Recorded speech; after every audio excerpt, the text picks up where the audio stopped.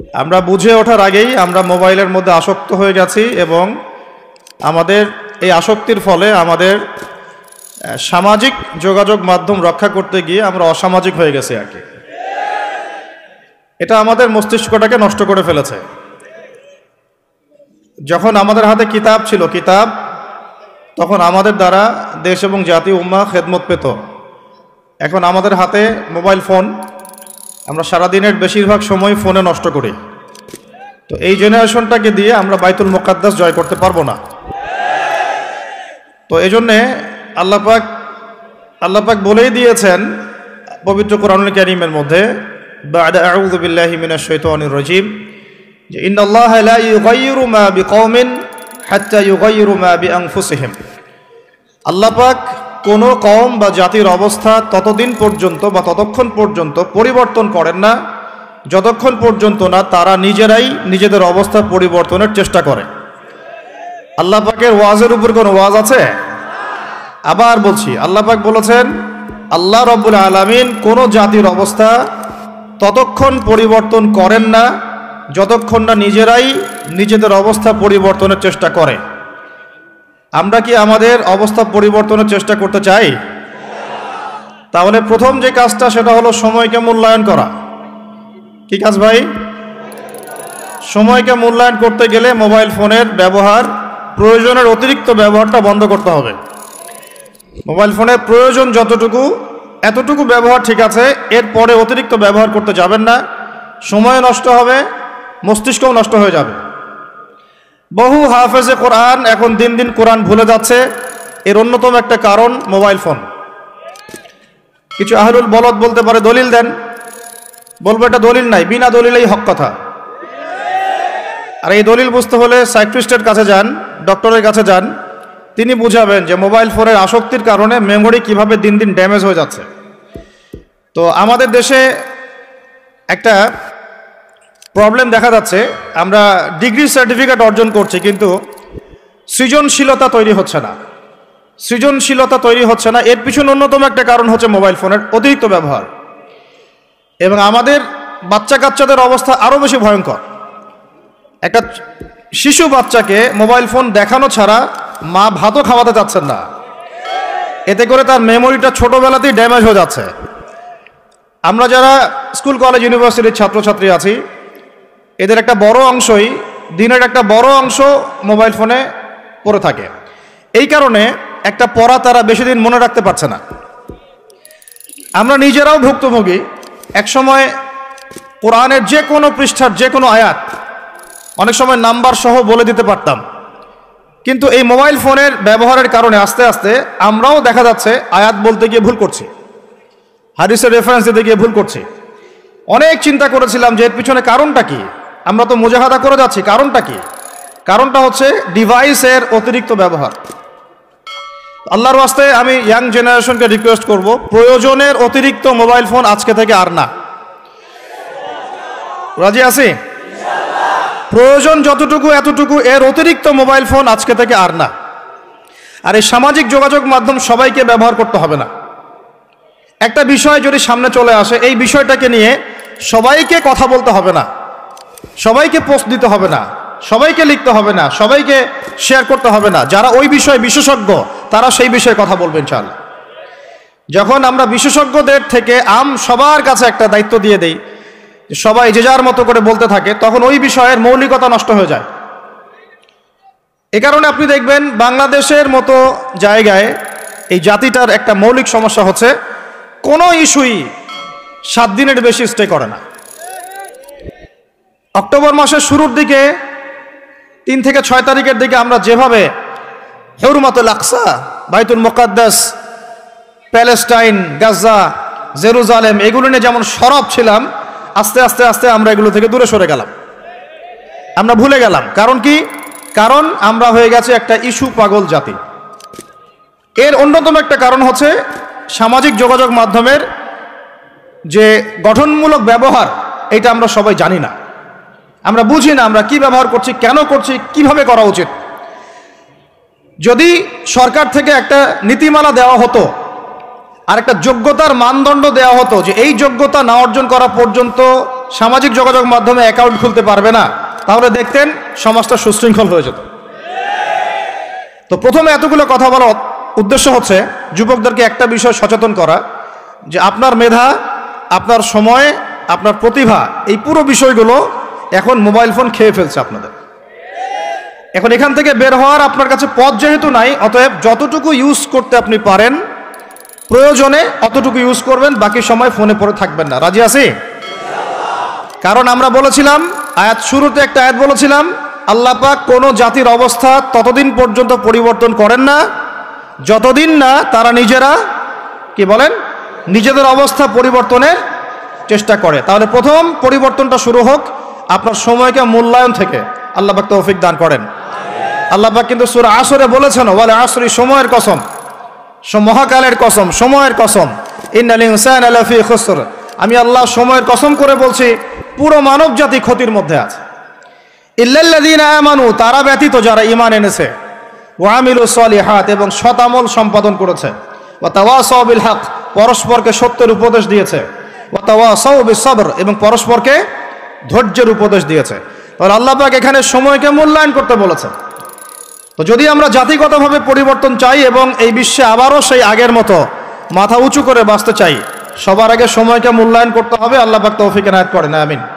আর এই সময়কে মূল্যায়নের পথে বাধাই হচ্ছে স্মার্টফোন। কিভাবে? আমার আজকের আলোচনার টপিক কিন্তু স্মার্টফোন না। শুরু করলাম কারণ আপনারা অনেকেই ফোন বের করে দাঁড়িয়ে আছেন সেলফি তোলার জন্যে, ভিডিও করার জন্যে। এগুলো দিয়ে গাজাবাসীর কোনো উপকার নাই। এইসব করে সারা বিশ্বে নির্যাতিত উম্মার তাদের রক্তের ঋণ শোধ হবে না। এগুলো করে আমাদের মাজলুম বোনদের ইজ্জতের বদলা নেওয়া যাবে না। এগুলো করে আমাদের ভাইদেরকে যে বোম মেরে হত্যা করা হচ্ছে বা এখনো হচ্ছে, ভবিষ্যতেও হয়তো হবে, অতীতেও হয়েছে, এই ঋণ আপনি এসব শোডাউন করে শোধ করতে পারবেন না। তো এগুলো মৌলিক কাজ নয়, এগুলো মৌলিক কোনো কাজ নয়। এগুলো বরং কোনো কোনো ক্ষেত্রে অতিরিক্ত শোডাউন করতে গিয়ে উপকারের চেয়ে ক্ষতি হয়ে যায় বেশি। কারণ আপনারা একটু চোখ কান খোলা রাখে দেখবেন, যাদেরকে নিয়েই শোডাউন বেশি করা হয়েছে আপনারা তাদেরকে আর ধরে রাখতে পারেন নাই। কি বুঝলেন কথা? কেউ বুঝে ঠিক বলছে, কেউ না বুঝে ঠিক বলছে। যাদেরকে নিয়ে আপনারা বেশি বেশি শোডাউন করেছেন তাদেরকে আপনারা ধরে রাখতে পারেন নাই। তাহলে এখন সেই শূন্য স্থানগুলো কি কে পূরণ করবে? যারা শোডাউন করতো তারা কি পূরণ করতে পেরেছে? না। অতএব এগুলো বন্ধ করেন, মৌলিক কাজ করি। মৌলিক কাজ হচ্ছে আমরা জাতিটাকে পরিবর্তন করতে চাই কি চাই না? পরিবর্তনের দরকার আছে কি নাই?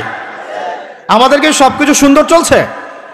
যদি বাহিরের চোখ দিয়ে দেখেন তাহলে মনে হবে হ্যাঁ সব সুন্দর চলছে, তাই না?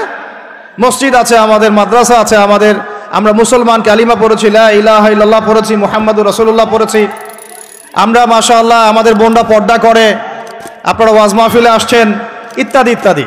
আপনারা যদি বাহিরের চোখ দিয়ে দেখেন মনে হবে সব ঠিকই আছে, কিন্তু আমাদের এই বাহিরের চোখের বাহিরেও ভিতরে একটা চোখ আছে। এটা কি বিশ্বাস করেন? বাহিরের চোখ দিয়ে যদি দেখেন তাহলে মনে হবে সব ঠিক আছে। কেমন? মসজিদ আছে, মাদ্রাসা আছে, আমাদের ওলামায়ে কেরাম আছেন, আমাদের ইসলামের বই পুস্তক লেখা হচ্ছে, আপনারা নামাজ পড়ছেন, কেউ কেউ যাকাত দিচ্ছে, আমাদের বোনরা পর্দা করছে, আমাদের ভাইরা ওয়াজ মাহফিলে আসছে, এভরিথিং ইজ গোয়িং ফাইন। আপনার কাছে এটা মনে হবে যে সব ঠিকই আছে, তাই না? থিংস আর অল রাইট, সব ঠিক আছে। কিন্তু ভিতরের চোখ দিয়ে দেখা শিখলে আপনি বুঝবেন যে এই সব ঠিকের অন্তরালে আসলে কিছুই ঠিক নাই। আগে আপনাকে বুঝাচ্ছি ভিতরের চোখটা কি, তারপরে বুঝাবো কিভাবে সব ঠিক নাই। ভিতরের চোখটা বুঝতে হলে আপনাকে সূরা কাহফ পড়তে হবে। কোন সূরা ভাই? আরো জোরে বলি, কোন সূরা? নবী সাল্লাল্লাহু আলাইহি ওয়াসাল্লাম বলেন, সাল্লাল্লাহু আলাইহি ওয়াসাল্লাম যখনই নাম আসবে পড়বেন সাল্লাল্লাহু আলাইহি ওয়াসাল্লাম। 10 নেকি হবে ইনশাআল্লাহ, 10টা গুনাহ মাফ হবে ইনশাআল্লাহ, 10 বার আল্লাহ রহম করবেন ইনশাআল্লাহ, এবং আপনার মর্যাদা 10 গুণ বাড়ায় যাবে ইনশাআল্লাহ।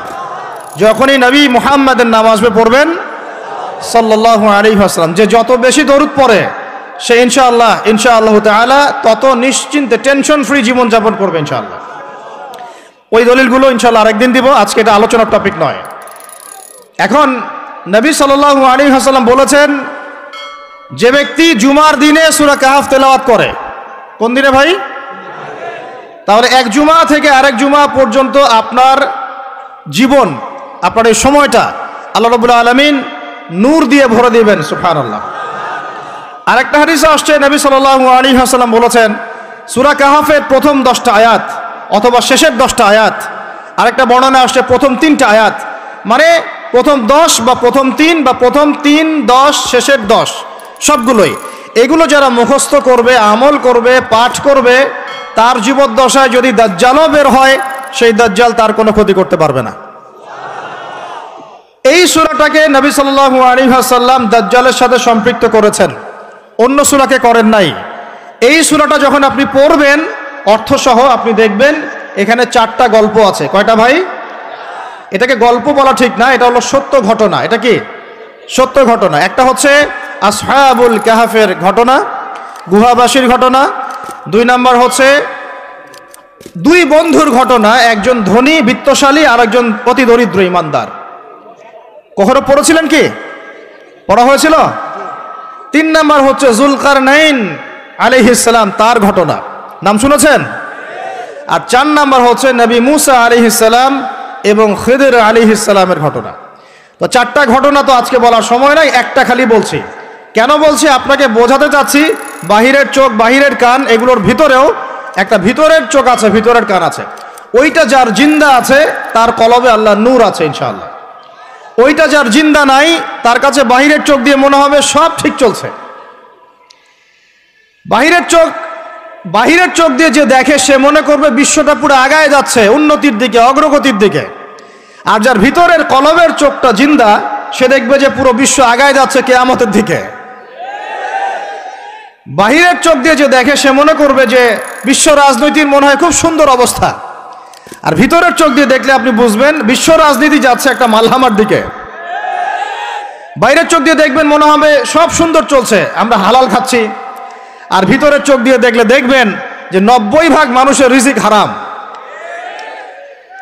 বাইরের চোখ দিয়ে দেখলে আপনি মনে করবেন মেয়েরা এগিয়ে যাচ্ছে, মাশাআল্লাহ, কত উন্নতি, অগ্রগতি, প্রোগ্রেস, নারী জাগরণ আন্দোলন। আর ভিতরের চোখ দিয়ে দেখলে আপনি দেখবেন মেয়েরা আগাচ্ছে ঠিকই, কিন্তু আস্তে আস্তে তারা জাহান্নামের দিকে এগিয়ে যাচ্ছে।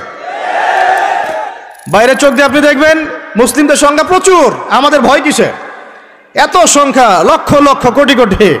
ভিতরের চোখ দিয়ে দেখলে বুঝবেন প্রকৃত পাক্কা ইমানদারের সংখ্যা হাতে গোনা যায়। বাইরের চোখ দিয়ে দেখলে মনে হবে যে অনেকে তো বিশুদ্ধ আকীদার দাওয়াত দিয়ে বেড়াচ্ছে, ভিতরের চোখ দিয়ে দেখলে বুঝবেন এটা মুনাফিকি মানহাজ চালু করেছে। বাইরের চোখ দিয়ে দেখবেন মনে হবে যে মুসলমানরা হয়তো নির্যাতিত হচ্ছে, ওরা কখনো ঘুরে দাঁড়াতে পারবে না, ওরা মনে হয় শেষ হয়ে যাবে। ভিতরের চোখ দিয়ে দেখলে বুঝবেন মুসলমানরা অচিরেই বাইতুল মুকাদ্দাস জয় করবে ইনশাআল্লাহ। আমি বুঝাতে চাচ্ছি বাইরের চোখ আর ভিতরের চোখ এক। ভিতরের চোখ খুলবে কোন সূরায়? ওই সূরার মধ্যে কয়টা গল্প আছে? তার মধ্যে একটা হচ্ছে নবী মুসা এবং খিদর আলাইহিস সালামের গল্প। এইটা একটু শেয়ার করতে চাই, লোভ সামলাতে পারছি না, করব। নবী মুসা আলাইহিস সালাম একদিন বক্তব্য দিচ্ছেন। কি দিচ্ছেন? বক্তব্যকে আরবিতে খুতবা বলা হয়। তো একজন দাঁড়িয়ে বললেন, বনু ইসরাইলদের একজন, হে ইয়া মুসা, আপনি তো চমৎকার একটা বক্তব্য দিয়েছেন, আপনার চেয়ে কোনো জ্ঞানী মানুষ কি পৃথিবীতে এখন আছে? নবী মুসা আলাইহিস সালাম বলছেন, না, আমার জানা মতে আমার চেয়ে কোনো জ্ঞানী মানুষ এখন পৃথিবীতে নাই। স্বাভাবিক, কারণ তিনি তখন নবী, নবীর কাছে আল্লাহর ওহী আসে, তিনি সবচেয়ে জ্ঞানী হবেন, স্বাভাবিক। আল্লাহ রাব্বুল আলামিন বললেন, মুসা, তোমার চাইতেও জ্ঞানী আমার এক বান্দা আছে। বলেন সুবহানাল্লাহ। নবী মুসা আলাইহিস সালাম যখনই শুনতে পারলেন যে আমার চেয়েও জ্ঞানী একজন বান্দা আছেন, তিনি বললেন যে আমি তার সাথে দেখা করতে চাই, আমি তার সাথে দেখা করতে চাই। যুবকরা শোনেন, জ্ঞানী মানুষের সন্ধান পাওয়ার পরে নবী মুসা নবী হয়েও দূর দূরান্ত সফর করেছেন ওই জ্ঞানী মানুষের সাথে সাক্ষাৎ করার জন্য। তো আপনারা রেডিমেড ইসলাম চান, আপনারা ফেসবুক শরীফে ইসলাম চান, ইউটিউব শরীফে ইসলাম চান, কিন্তু সফর করে, কষ্ট করে, পরিশ্রম করে আলেম ওলামা পর্যন্ত পৌঁছাতে চান না। 3 ঘন্টা বক্তব্য শুনতে রাজি আছেন, কিন্তু আপনারা 3 ঘন্টা কোরআন তেলাওয়াত করতে চান না। এই কি সমস্যা? আমাকে রাগ হইতে বাধ্য করেন না, রাগ করতে বাধ্য করেন না। রাগ হইলে আমি নিজেকে কন্ট্রোল করতে পারি না। বসেন, ওখানে বসে যান। আচ্ছা, বা এদিকে তাকাই আমরা, এই যে আলোচনার পরিবেশগুলো নষ্ট করা হচ্ছে, আমি এগুলোই খুব অপছন্দ করি। এই জন্য আমি বারবার মাহফিল কমিটিকে বলি যে ভাই, আপনারা মসজিদে আয়োজন করেন, মসজিদের ভিতরে করেন, জুমার খুতবায় আমাকে নেন, খুতবার পরে আলোচনা নেন, বা বাদ মাগরিব নেন, বা দেশের হালাকায় নেন। যতগুলো মাহফিলে গিয়েছি এই জিনিসগুলো দেখেছি আমি, হই হুল্লা, চিল্লাফাল্লা, শোডাউন, সেলফি ইত্যাদি ইত্যাদি। বক্তা হাঁটতে ঢুকতেই তার হিমশিম খেতে হচ্ছে, তার গায়ের উপর মানুষ হুমড়ি খেয়ে পড়ছে। এগুলো কোনোভাবেই ইসলামের আচরণ না, এগুলো উল্টা মানুষকে কষ্ট দেওয়া আর কি। ব্যাপারটা বুঝেন, এখানে আল্লাহ এবং তার রসুলের কথা হচ্ছে, একটা মজলিসে আল্লাহ এবং তার রসুলের কথা হচ্ছিল, একজন উচ্চস্বরে কথা বলেছেন একজন সাহাবী, আয়াত নাজিল হয়ে গেল আল্লাহর পক্ষ থেকে, যেখানে নবী কথা বলেন তার কণ্ঠস্বরের উপরে কণ্ঠস্বর উঁচু করো না। লা তারফাউ আসওয়াতাকুম ফাওকা সাউতিন নবী ওয়া লা তাজহারু লাহ, তোমরা নবীর কণ্ঠস্বরের উপরে কণ্ঠস্বর উঁচু করো না, তাহলে কি হবে? আন তাহবাতা আমালাকুম ওয়া আনতুম লা তাশউরুন, তোমাদের আমলনামা ডিলিট হয়ে যাবে, আমলনামার সব নেক আমল নষ্ট হয়ে যাবে, তোমরা টেরই পাবে না। নাউজুবিল্লাহ। আমরা এটাকে কিছু মনেই করি না। আল্লাহ পাক আমাদেরকে বুঝ দান করেন, আমিন। আরে এটা কি হয়, সমস্যা আলোচনার প্রসঙ্গটা হারিয়ে ফেলা যায়। এটা আপনারা যখন আলোচনা করবেন বুঝতে পারবেন। আলোচনা একটা কন্টেন্ট থাকে, একটা ধারা থাকে, তো এই ধারাটা বিঘ্নিত হলে আবার শুরু করতে হয় শুরু থেকে। আল্লাহ পাক আমাদেরকে হেদায়েত দান করেন, বুঝ দান করেন। কষ্ট করে আসছেন, যেখানে জায়গা পেয়েছেন 1 ইঞ্চি ওখানে দাঁড়িয়ে যাবেন, নড়াচড়া হবে না। আলোচনা ইনশাআল্লাহ 1 ঘন্টার মধ্যে শেষ হয়ে যাবে, তারপরে আপনারা নড়াচড়া করবেন ইনশাআল্লাহ। ঠিক আছে ভাই? আর যাদের কোনো প্রশ্ন থাকবে একটু লিখিত আকারে আমাদের ভাইদেরকে দিবেন, শেষে আমরা কিছু অ্যান্সার দেওয়ার চেষ্টা করবো ইনশাআল্লাহ তাআলা। কোথায় ছিলাম? আচ্ছা, কোথায় বলেন? মাশাআল্লাহ, আমাদের শ্রোতার অনেক বিচক্ষণ, আল্লাহ পাক তাদেরকে কবুল করেন। আল্লাহ পাক আমাকে জানা অনুযায়ী আমল করার তৌফিক দান করেন, আপনাদেরকে শোনা অনুযায়ী আমল করার তৌফিক দান করেন। তো নবী মুসা আলাইহিস সালাম কি বলেছিলেন? জ্ঞানী মানুষ, তাই তো? তো যখন আল্লাহ পাক বললেন যে না, আমার আরেকজন বান্দা আছে তিনি জ্ঞানী মানুষ, তখন তিনি বললেন যে আমি তার সাথে কি করতে চাই? সাক্ষাৎ করতে চাই। এখান থেকে বলছিলাম যে আপনারা জ্ঞানের জন্য সফর করবেন, ইলম অর্জনের জন্য কি করবেন? সফর করবেন, আলেমদের কাছে যাবেন, তাদের বাসায় যাবেন, সাক্ষাৎ করবেন, মাদ্রাসায় যাবেন, সোহবত নিবেন। সবসময় রেডিমেড জ্ঞান নিতে আসবেন না। তো রেডিমেড জিনিস পেলে মানুষের মূল্য বোঝে না।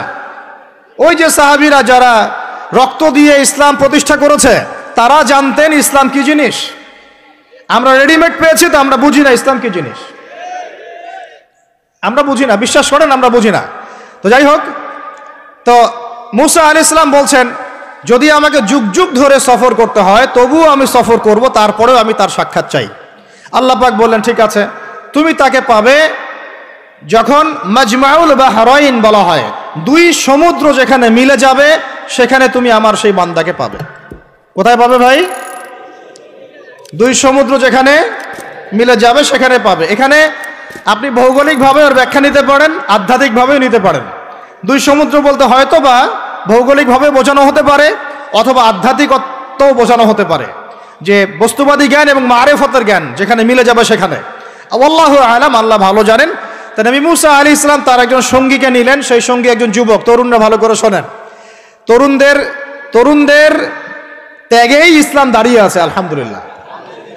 এই তরুণরা যদি এই স্মার্টফোন, এই পাবজি, এই ফ্রি ফায়ার, এই মেয়ের প্রতি আসক্তি, ফ্রি মিক্সিং, এই মাদক, এগুলো ছেড়ে দিতে পারে, দিয়ে নামাজি হয়, কোরআনওয়ালা হয়, ওলামায়ে কেরামের সাথে পরামর্শ করে চলে, উম্মার জামার মধ্যে থাকে, একটা ইমারার মধ্যে থাকে, ইনশাআল্লাহ আল্লাহর জমিনে আল্লাহর দ্বীনের একামত কেউ ঠেকাতে পারবে না ইনশাআল্লাহ। দুঃখজনক হচ্ছে আপনারা সেখানে নাই, কিন্তু আপনারা আবেগে আছেন, আবেগ প্রদর্শন করছেন, বিবেক দিয়ে চিন্তা করছেন না, সমালোচনা বেশি করছেন, নিজে কোনো কাজ করছেন না, লেখালেখি করছেন, অনলাইনে বসে আছেন, সমালোচনা করছেন, শেয়ার দিচ্ছেন, লাইক দিচ্ছেন, কিন্তু আপনি আয়নার সামনে দাঁড়ায় চিন্তা করবেন, নিজেকে প্রশ্ন করবেন, এই উম্মার পিছনে আমার কি অবদান? এই উম্মাকে বিজয়ী করার পিছনে আমার অবদানটা কি? এই দেশকে উন্নতিতে নিয়ে যাওয়ার জন্য আমার অবদানটা কি? আমি আজ পর্যন্ত কি করেছি? দেখবেন জিরো, রেজাল্ট কি? জিরো। এই কাপুরুষ প্রজন্ম দিয়ে দিন কায়েম হবে না। মুখে কথা বলা অনেক সহজ, এরকম চেয়ারে বসে 2টা লেকচার দেওয়া কঠিন। মুখে বলা অনেক সহজ, একটা কনস্ট্রাকটিভ বই লেখা কঠিন। মুখে বলা অনেক সহজ, সাহসিকতার সাথে সমাজে নেমে জাহিলিয়াত দূর করা অনেক কঠিন। তো এই কঠিন কাজগুলো যখন আপনারা দায়িত্ব কাঁধে নেবেন, উম্মার বিজয় হয়ে যাবে ইনশাআল্লাহ। আল্লাহ পাক আমাদের কবুল করেন, আমিন। যুবক একজনকে সাথে নিয়ে নবী মুসা আলাইহিস সালাম হাঁটছেন। এই ব্যক্তির নামও বলে দেই, তার নাম হচ্ছে ইউশা বিন নুন। কি নাম? তিনি পরবর্তীতে নবী হয়েছিলেন এবং তার পরবর্তীতে এই যে তালুত নাম শুনেছেন, যাকে সেনাপতি করা হয়েছিল, মনে আছে? ভুলে গেছেন, আপনারা পড়েন নাই মনে হয়, সূরা বাকারা শেষের দিকে আছে। ওই তালুতের নেতৃত্বেই তো বাইতুল মুকাদ্দাস জয় হলো, বনু ইসরাইল সেখানে ঢুকলো এবং তখন সূর্য ডুবে যাচ্ছিল। তিনি দোয়া করছিলেন, আল্লাহ সূর্যটাকে থামিয়ে দাও। আল্লাহ পাক বাইতুল মুকাদ্দাস বিজয়ের স্বার্থে সূর্যকে থামিয়ে দিলেন। সুবহানাল্লাহ। মহাবিশ্বে সূর্যের ঘূর্ণন থেমেছে একবার, মহাবিশ্বে সূর্যের ঘূর্ণন আল্লাহ থামিয়ে দিয়েছেন। কোরআন সাক্ষী আছে, হাদিস সাক্ষী আছে। আবার অচিরেই নবী সাল্লাল্লাহু আলাইহি ওয়াসাল্লাম বলেছেন, দাজ্জাল যখন আসবে, ওর শাসন যখন শুরু হবে, 40 দিনের প্রথম দিনটা হবে 1 বছরের সমান। এখন 1 বছরের সমান একদিন কিভাবে হতে পারে, এটা আপনারা ভাববেন যারা অ্যাস্ট্রোফিজিক্স পড়েন, যারা ফিজিক্স নিয়ে পড়েন, যারা অ্যাস্ট্রোনমি নিয়ে ঘাটাঘাটি করেন, আপনারা এটা তদন্ত করে দেখেন কিভাবে একটা বছর একদিনের সমান হতে পারে। একদিন 1 বছর সমান কেমন করে হতে পারে? তারপরের দিন হবে 1 মাসের সমান, তারপরের দিন হবে 1 সপ্তাহের সমান, তারপরের দিনগুলো হবে আমাদের দিনের মতো। তার মানে মহাবিশ্বে কিছু একটা হতে পারে, আল্লাহ ভালো জানেন। তো ওইদিকে আমরা যাচ্ছি না। এখন নবী মুসা আলাইহিস সালাম হাঁটতে শুরু করলেন। চলতে চলতে চলতে তিনি ওই মাজমাউল বাহরাইনের কাছে পৌঁছে গেলেন। আল্লাহর পক্ষ থেকে নির্দেশ ছিল, তোমার থলির মধ্যে একটা মাছ নাও, যেই মাছটা যখন লাফ দিয়ে জীবিত হয়ে যাবে এবং সমুদ্রে লাফ দিয়ে ফেলবে, তখনই তুমি তার দেখা পাবে। একটা মৃত মাছ তিনি নিলেন, হাঁটা শুরু করলেন। যোজন যোজন দূর চলতেই থাকলেন, হাঁটতেই থাকলেন। এক পর্যায়ে একটা পাথরের হেলান দিয়ে রেস্ট নিচ্ছেন, বিশ্রাম করছেন। বিশ্রাম করতে গিয়ে তিনি তার সঙ্গীকে বলছেন, আচ্ছা, যে নাস্তা নিয়ে আসছিলাম সেটা নিয়ে আসো দেখি। তখন তিনি বলছেন, আমি তো আপনাকে বলতে ভুলে গিয়েছি, ওই মাছ তো জীবিত হয়ে চলে গেছে সমুদ্রের মধ্যে। তখন মুসা আলাইহিস সালাম বললেন, আরে আমাকে এতদিন বলোনি কেন, এতক্ষণ বলো নাই কেন? ওইটাই তো সেই জায়গা যেখানে আমি তাকে পাবো। তারা আবার ব্যাক করলেন, সেই জায়গায় দেখলেন পাথরের উপরে সেই আল্লাহর বান্দা বসে আছে। তার নাম খিদির আলাইহিস সালাম। খিদির শব্দের অর্থ শ্যামল। খিদির মানে শ্যামল। হাদিসে আসছে, তিনি যেখানে যেতেন মৃত জায়গার উপরে বসলে সেই জায়গা সবুজ হয়ে যেত। সুবহানাল্লাহ। তো খিদির মানে শ্যামল, সবুজ আলাইহিস সালাম। এখন তিনি পাথরের উপরে বসে আছেন। নবী মুসা আলাইহিস সালাম গিয়ে সালাম দিলেন, বললেন, আসসালামু আলাইকুম ওয়া রাহমাতুল্লাহ। তখন তিনি বলছেন, ওয়া আলাইকুম আসসালাম ওয়া রাহমাতুল্লাহি ওয়া বারাকাতুহু। তো মুসা আলাইহিস সালাম বলছেন, আমি মুসা। তখন খিদির আলাইহিস সালাম বলছেন, তুমি কি বনু ইসরাইলের মুসা? তুমি কি বনু ইসরাইলের মুসা? মানে বুঝাতে চাচ্ছি, খিদির আলাইহিস সালাম বনু ইসরাইলদের কেউ নন। পৃথিবীর সবচেয়ে জ্ঞানী মানুষ বনু ইসরাইলদের মধ্যে নন, তিনি বনু ইসরাইলের বাইরে কেউ একজন। তাই এখনকার যে স্টেট অফ ইসরায়েল দাবি করে যে তারা হচ্ছে ইহুদি এবং তারা বনু ইসরাইল, তারাই পৃথিবীর সবচেয়ে এলিট সোসাইটি, বাকি সবাই তেলাপোকা, ওদের এই দলিল, এই কথার উল্টা দিকে কোরআন কথা বলেছে যে খিদির বনু ইসরাইলের কেউ ছিল না। তো পৃথিবীর সবচেয়ে সেরা মানুষ, জ্ঞানী মানুষকে খুঁজতে হলে নবী মুহাম্মদ সাল্লাল্লাহু আলাইহি ওয়াসাল্লামের উম্মতে আসতে হবে। কথা বুঝতে পারছেন? পরতে পরতে দলিল আছে, একটু ঠান্ডা মাথায় গভীরভাবে ভাবার চেষ্টা করতে হবে। তো এখন খিদির আলাইহিস সালামকে নবী মুসা আলাইহিস সালাম বলছেন যে, হাল আদুল্লুকা আলা আন তুআল্লিমানি মিম্মা উল্লিমতা রুশদা। আমি শুনেছি আল্লাহ আমাকে বলেছেন যে আপনি পৃথিবীর সবচেয়ে জ্ঞানী মানুষ, তাহলে আমি কি আপনার সাথে সঙ্গী হতে পারি, সফর করতে পারি, যে আপনাকে আল্লাহ পাক যে জ্ঞান শিক্ষা দিয়েছেন আপনি আমাকেও শেখাবেন? এটা হলো স্টুডেন্টের একটা আর্তনাদ। ছাত্র হিসেবে তিনি বলছেন, আমি কি আপনার সঙ্গী হতে পারি? আল্লাহ আপনাকে যে জ্ঞান শিখিয়েছেন আমাকেও শিখাবেন। দেখেন, একজন নবী এই কথা বলছেন। আর আমাদের তো মাশাআল্লাহ, ওই যে বললাম, জ্ঞান শেখার কোনো ফিকির নাই। 6 মাসের একটা কোর্স করতে পারি না, কোরআন তেলাওয়াত শিখবো 3 মাসের কোর্স করতে পারি না, 3 ঘন্টা ওয়াজ শুনতে রাজি, 3 ঘন্টা আমরা বই পড়তে পারি না। তো এই প্রজন্মটা দিয়ে হবে না ভাই। আমি আপনাদেরকে পরিবর্তন করতে চাই, আল্লাহ পাক যেন কবুল করেন, তৌফিক দান করেন। এখন খিদির আলাইহিস সালাম বলছেন, ইন্নাকা লান তাস্তাতিআ মাইয়া সাবরা। টিচারের কি কথা, কি দূরদর্শিতা! টিচার বলছেন যে তুমি তো আমার সাথে সবর করতে পারবে না। সঙ্গী হওয়ার আগেই কথা বলা শেষ। আপনি এসে আমাকে বলছেন, ভাই আপনার সাথে কি সফর করতে পারি, একটু এলেম শেখাবেন, আর আমি বলছি আপনি তো সবর করতে পারবেন না। তো কি পরিমাণ জ্ঞান, গভীরতা, দূরদর্শিতা থাকলে, ভবিষ্যৎ সম্পর্কে দূরদর্শিতা থাকলে তিনি আগেই বলতে পারেন যে আপনি সবর করতে পারবেন না। ক্লাসে আপনি পড়িয়েছেন মনে করেন 100 জন বাচ্চাকে, শেষে আপনি বললেন যে অমুক আব্দুর রহমান সে ফার্স্ট হতে পারে, এবং আব্দুর রহিম তুমি ভালো স্টুডেন্ট না, তুমি দুষ্টামি করো, পড়াশোনা করো না, তুমি ফার্স্ট হতে পারবে না, লাস্ট হবা তুমি। তো রেজাল্টের দিন দেখা গেল সত্যি সত্যি আব্দুর রহমান ফার্স্ট হয়েছে, আব্দুর রহিম লাস্ট হয়েছে। তার মানে কি টিচার গায়েবের খবর জানে? এটা কি তার হিকমা, তার প্রজ্ঞা, তার বাসিরা, তার অভিজ্ঞতা? আল্লাহ পাক তাকে সেই জ্ঞানটা দিয়েছিলেন। মুসা আলাইহিস সালামকে মুখের উপর বলে দিলেন যে তুমি তো আমার সাথে সবর করতে পারবে না। মুসা আলাইহিস সালাম বলছেন সাতাজিদুনি ইনশাআল্লাহু মিনাস সাতাজিদুনি ইনশাআল্লাহু সাবিরান ওয়ালা আ'সি লাকা আমরা। ইনশাআল্লাহ আপনি আমাকে ধৈর্যশীল পাবেন এবং আমি আপনার কাজে কোনো বিঘ্ন সৃষ্টি করব না। তখন তিনি বলছেন ঠিক আছে, যদি তুমি আমার সাথে যেতেই চাও তাহলে ফালা তাসআলনি আন শাই, আমার সাথে চলতে গেলে কোনো প্রশ্ন করা যাবে না। কেমন টিচার! টিচার দেখেন, আমার সাথে চলো, জ্ঞান অর্জন করতে চাও করো, কোনো প্রশ্ন করতে পারবে না।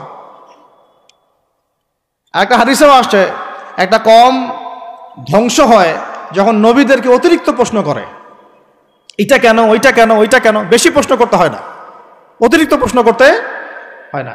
তো যাই হোক, সফর শুরু হলো। ফানতালাকা, তারা হাঁটা শুরু করলেন। হাত্তা ইযা রাকিবা ফি সাফিনাতি খারাকাহা, চলতে চলতে একটা নদী আসলো। তো এই নদীর পার হয়ে আরেক জায়গায় যেতে হবে, কিন্তু এটা পার হওয়ার জন্য তাদের কাছে অর্থ নাই। এক নৌকার মাঝি সে বিনামূল্যে এটাকে পার করার জন্য প্রস্তাব দিল, ঠিক আছে বিনামূল্যে পার করে দিব।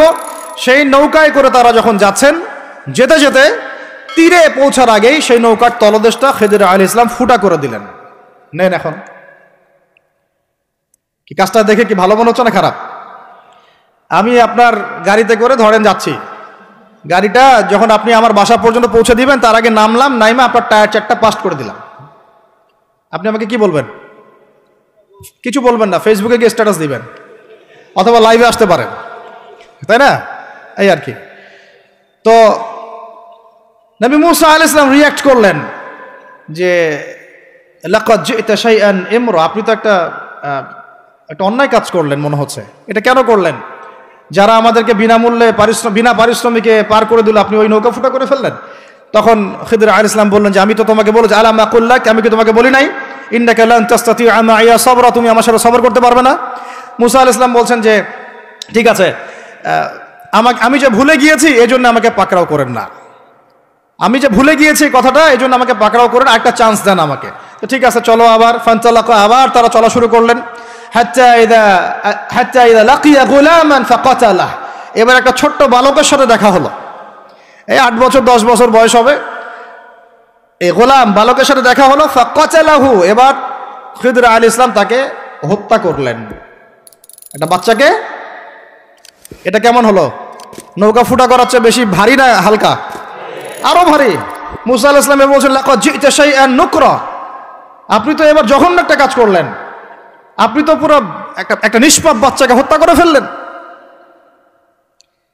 তারপরে বললেন যে এরপর যদি আর একটা প্রশ্ন করো তাহলে তোমার সাথে আমার আর চলা হবে না, লাস্ট চান্স। ঠিক আছে চলেন। এবার চলতে চলতে ফানতালাকা হাত্তা ইযা আতায়া আহলা ক্বরিয়াতিন ইসতাতআমা আহলাহা ফাআবাউ আন ইউদাইফুহুমা, কোরআনে আসছে একটা করিয়া মানে একটা গ্রামের মধ্যে তারা ঢুকলেন। সেই গ্রামে ঢুকে মেহমানদারি চাইলেন, নাস্তা পানি চাইলেন আর কি। তো তারা মেহমানদারি করলো না, দূর দূর করে তাড়িয়ে দিল। অনেকটা আমাদের ওই কলকাতার দাদাবাবুদের মতো আর কি। জিজ্ঞাসা করো যে খেয়ে আসছেন না খেয়ে যাবেন, এটা আমাদের আস্তে আস্তে আমাদের মধ্যে ছড়ায় পড়তেছে আর কি। মেহমান আসলে বিরক্ত হয়, কবে যাবে সেই ফিকির করে। তো এরা মেহমানদারি করলো না, উল্টা তাকে তাড়িয়ে দিল। তো যাই হোক, এখন মুসা আলাইহিস সালাম বলছেন যে এখানে একটা ঘটনা ঘটেছে।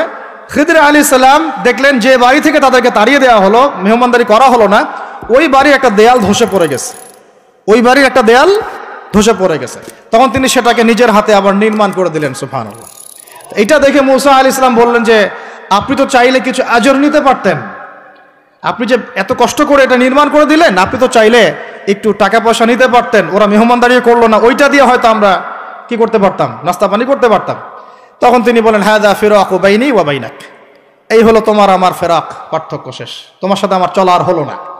আমাদের নবী সাল্লাল্লাহু আলাইহি ওয়াসাল্লাম বলেছিলেন যে যদি সেদিন মুসা আলাইহিস সালাম এই প্রশ্নগুলো বারবার না করতেন তাহলে আরো অনেক জ্ঞান শেখা যেত। সুবহানাল্লাহ।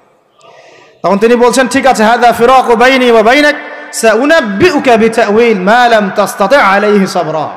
তবে যাওয়ার আগে আমি তোমাকে জানিয়ে দিব এই তিনটা ক্ষেত্রে মূল ঘটনা কি ছিল যে বিষয়ে তুমি সবর করতে পারো নাই। আম্মা সাফিনা, ওই যে সাফিনা বা নৌকা, আম্মা সাফিনাতু ফাকানা লিমাসাকিন ইয়ামালুনা ফিল বাহর। ওই যে সাফিনা বা নৌকাটা, ওইটা ছিল মিসকিনদের। মিসকিন মানে বলা হয় কি, হতদরিদ্র মানুষ, জেলে টাইপের, যাদের কিছু নাই, নৌকায় মানে সমুদ্রে মাছ ধরে ধরে খায়, এরকম কিছু মানুষের ওই সাফিনা বা নৌকাটা ছিল। এবং ওদের পিছনে ছিল একটা মালিক। মালিক মানে এখানে জলদস্যু। যদি ওই সাফিনা বা নৌকাটা আমি ছিদ্র না করতাম, ওই জলদস্যুরা এটা ভালো অবস্থায় পেলে ছিনতাই করে হাইজ্যাক করে নিয়ে যেত। আমি যেহেতু ফুটা করে দিয়েছি, এই জন্য এটা ত্রুটিযুক্ত এই নৌকাটা তারা আর নিবে না। তোমার কাছে বাইরের চোখ দিয়ে মনে হয়েছে যে আমি একটা অন্যায় করেছি, আসলে আমি তাদের উপকারী করেছি। বলেন সুবহানাল্লাহ। বুঝাতে পারছি বাইরের চোখ ভিতরের চোখ কি জিনিস? আচ্ছা, তারপরে ওয়াম্মাল গুলাম, এটা কি ভাই হাফেজ কে আছেন এখানে? ওয়াম্মাল গুলামু ফাকানা আবওয়াহু মুমিনাইন ফাখাশিনা আন ইউরহিকাহুমা তুগয়ানা ওয়া কুফরা। সুবহানাল্লাহ। এটা আমাদের এই যে শাহবাগী প্রজন্মের জন্য একটা প্রযোজ্য আর কি। কেন বলছি শুনেন ভালো করে। এবার ইনি বলছেন যে ওই যে বাচ্চাটাকে আমি হত্যা করেছি, এই বাচ্চাটা যদি বড় হতো, সে নিজে তো কাফের হতোই, বড় কাফের, এর পিতা মাতাদেরকেও পর্যন্ত কুফরির মধ্যে নিয়ে আসতো। মানে একটা কাফের প্রজন্ম তো তৈরি করতোই, বরং এই কাফের মানুষকে কাফের করার জন্য নাস্তিক মুরতাদ বানানোর মিশন নিয়ে মাঠে নামতো। মেলে না? ওই জন্য আমি ছোটবেলায় এদেরকে হত্যা করে দিয়েছি, যাতে বড় হয়ে কাজটা করতে না পারে। কথা বুঝতে পারছেন? আর তিনি বলছেন আমি এটা নিজের ইচ্ছায় করি নাই, ওমা ফাআলতুহু আন আমরি, আমি এটা নিজের ইচ্ছায় করি নাই, এটা আল্লাহ পাকের আদেশ ছিল। বলি সুবহানাল্লাহ। আর ওয়াম্মাল জুদার ফাকানা লিগুলামাইন ইয়াতীমাইন ফিল মাদিনা ওয়া কানা তাহতাহু কানজুল লাহুমা। সুবহানাল্লাহ। আর 3 নাম্বার তিনি বলছেন, আর ওই যে দেয়ালটা আমি নির্মাণ করেছি, এই দেয়ালটা ছিল ওই বাড়ির 2 এতিম বালকের। সুবহানাল্লাহ। ওয়া কানা আবুহুমা সালিহা, তাদের বাবা ছিল সৎ। আর ওই দেয়ালের নিচে তাদের বাবা মায়ের রেখে যাওয়া পৈতৃক সম্পত্তি, খাজানা ছিল। যদি দেয়াল নির্মাণ না করতাম, মানুষ সেই খাজানা নিয়ে চলে যেত।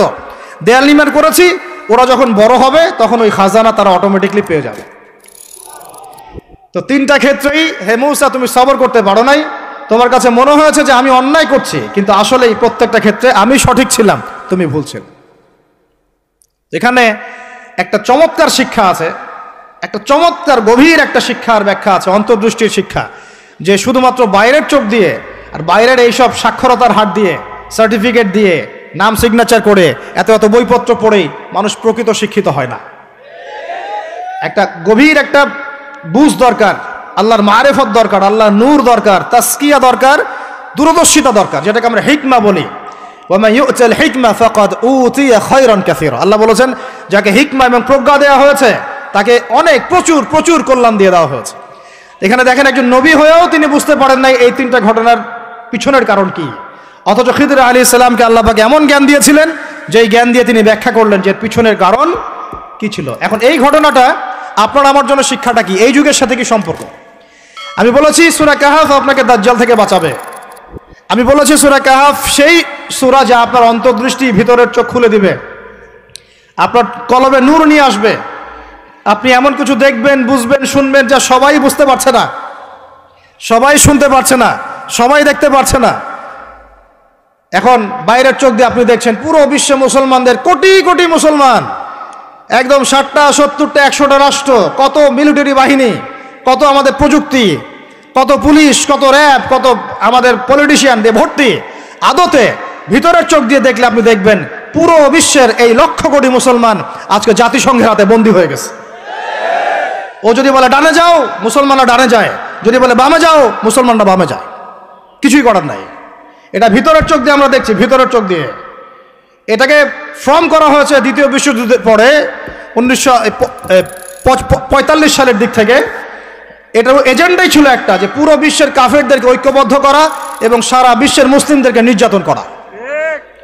প্রত্যেকটা জায়গায় মুসলিমরা যেখানে নির্যাতিত হয়েছে, এর পিছনে এদের একদম স্পষ্ট ভূমিকা ছিল। এখন পর্যন্ত যদি আগামীকাল আপনি শোনেন যে গাজার মধ্যে 1000 শিশুকে হত্যা করা হয়েছে, তবুও এরা ঐক্যবদ্ধভাবে মাজলুমদের পক্ষে কোনো অবস্থান নিবে না। এরা বরং ওই জালেমদের পক্ষে অবস্থান নেবে এবং বলবে আমরা আমাদের বন্ধুদের সাথে আছি। এটা হচ্ছে আসল চরিত্র, যেটা আপনি বাইরের চোখ দিয়ে বুঝতে পারছেন না, কিন্তু আপনি খিদির হলে বুঝতে পারতেন আসল ঘটনা কি। আমার কথা কি বুঝতে পারছেন? তাহলে এটা বাইরের চোখ দিয়ে দেখলে আপনি বিশ্ব রাজনীতিতে বুঝবেন যা হচ্ছে এগুলো মুসলমানদের কল্যাণের স্বার্থে হচ্ছে না, বরং আমাদের স্বার্থকে জলাঞ্জলি দিয়ে ওরা ওদের স্বার্থ প্রতিষ্ঠা করছে। আল্লাহ পাক এই জালেমদের থেকে আমাদেরকে হেফাজত করেন। এইটা হচ্ছে মূল তাগুতি শক্তি, পুরো বিশ্বের মূল তাগুত, মূল কুফর, মূল শিরকের গোড়াই হচ্ছে এটা। বিশ্বাস করেন ইমামুল মাহদী যখন আসবেন এবং ঈসা ইবনে মারইয়াম যখন আসবেন, ইনশাআল্লাহু তাআলা এই গোড়ার তাগুতি শক্তির কোনো অস্তিত্ব এই পৃথিবীতে থাকবে না ইনশাআল্লাহ। আমরা এটাও জানি 80টা পতাকা একত্রিত হবে। কতটা? 80টা পতাকা একত্রিত হয়ে মুসলমানদের বিরুদ্ধে তারা যুদ্ধ করবে। ইতিহাসের ছাত্র কেউ থাকলে আমার সামনে দাঁড়ায় বলেন তো, যে এই পুরো বিশ্বের ইতিহাসে কোনোদিনও 80টা ফ্ল্যাগ একত্রিত হয়ে মুসলমানদের বিরুদ্ধে লড়েছে? হয়েছে এই ঘটনা কখনো? তার মানে হয় বর্তমানে হবে অথবা ভবিষ্যতে হবে। আর আপনাকে যদি জিজ্ঞাসা করি এটা কাদের দ্বারা সম্ভব, পুরো বিশ্বের 80টা ফ্ল্যাগকে একত্রিত করা কাদের দ্বারা সম্ভব? আপনার বিচক্ষণতা থাকলে, খিদির যদি আপনি হয়ে থাকেন, আপনি বুঝতে পারবেন কাদের দ্বারা সম্ভব। এখন এটা হলো জিওপলিটিক্যাল অবস্থা। তবে ওইখানে যে ওদের মধ্যে সবাই এক তা নয়, ওদের মধ্যেও দুটো ভাগ আছে। এক শ্রেণীর নাসারা আছে যারা মুসলমানদের কাছাকাছি থাকবে, যারা দেখবেন মুসলমানদের পক্ষে অবস্থান নেবে। আর এক শ্রেণীর নাসারা থাকবে যারা মুসলমানদের সরাসরি শত্রুতা করবে। এই বিষয়ে আল্লাহ পাক সূরা মাঈদার মধ্যে স্পষ্ট বলেছেন, ইয়া আইয়ুহাল্লাযীনা আমানু, হে মুমিনগণ, লা তাত্তাখিযুল ইয়াহুদা ওয়ান নাসারা আউলিয়া, তোমরা ইহুদি এবং নাসারাদেরকে বন্ধুরূপে গ্রহণ করো না। কে বলেছেন? কে বলেছেন? এখন আপনি কি আল্লাহর দিকে তেরে আসবেন? আপনি কি আল্লাহর সামনে আল্লাহর দিকে তেরে আসবেন? হ্যাঁ, আপনি কেন এই কথা বললেন, আপনি কেন অসাম্প্রদায়িক কথা বললেন, এমন কথা বলবেন? আল্লাহ বলছেন সূরা মাঈদা আয়াত নাম্বার 51-তে, কত নাম্বার? আল্লাহ বলছেন, ইয়া আইয়ুহাল্লাযীনা আমানু, হে মুমিনগণ, তোমরা যদি মুমিন হয়ে থাকো, লা তাত্তাখিযুল ইয়াহুদা ওয়ান নাসারা আউলিয়া, ইহুদি এবং নাসারাদেরকে বন্ধুরূপে গ্রহণ করো না। এখন কি আল্লাহ পাক সব ইহুদিকেই বলছেন, সব ইহুদি সব নাসারাকেই বলছেন, সব খ্রিস্টানকে বলছেন? উত্তর না। কাদেরকে বলছেন? বা'দুহুম আউলিয়া বা'দ, ইহুদি নাসারার মধ্যে যারা একে অপরের বন্ধু, ইহুদি নাসারাদের মধ্যে যারা একে অপরের বন্ধু, আল্লাহ পাক তাদেরকে আমাদেরকে বন্ধুরূপে গ্রহণ করতে নিষেধ করেছেন। কেন?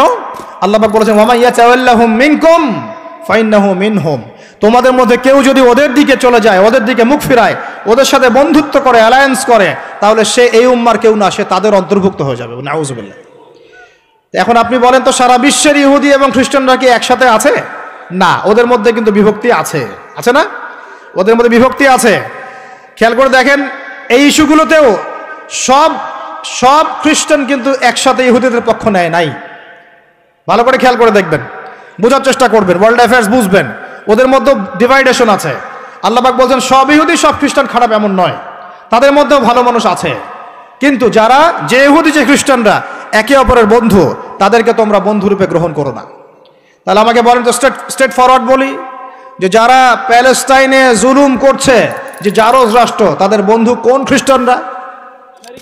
কোন দিকের, কোন পৃথিবীর কোন দিকের, কোন সভ্যতার খ্রিস্টান রাষ্ট্রগুলো ওকে মদদ দিয়েছে বলেন তো দেখি? সর্বপ্রথম ওকে বড় করেছে ব্রিটেন। কে বড় করেছে? এবং এই পশ্চিমা সভ্যতা, ওর সাথে আরো অনেকগুলো কান্ট্রি আছে। তারপরে দ্বিতীয় বিশ্বযুদ্ধের পর 1914 সালে যখন অটোম্যানদেরকে পরাজিত করা হয়েছে, তখন ব্রিটেন ইহুদিদেরকে ঢুকিয়েছে জেরুজালেমে। তারপরে পেলে বড় করেছে।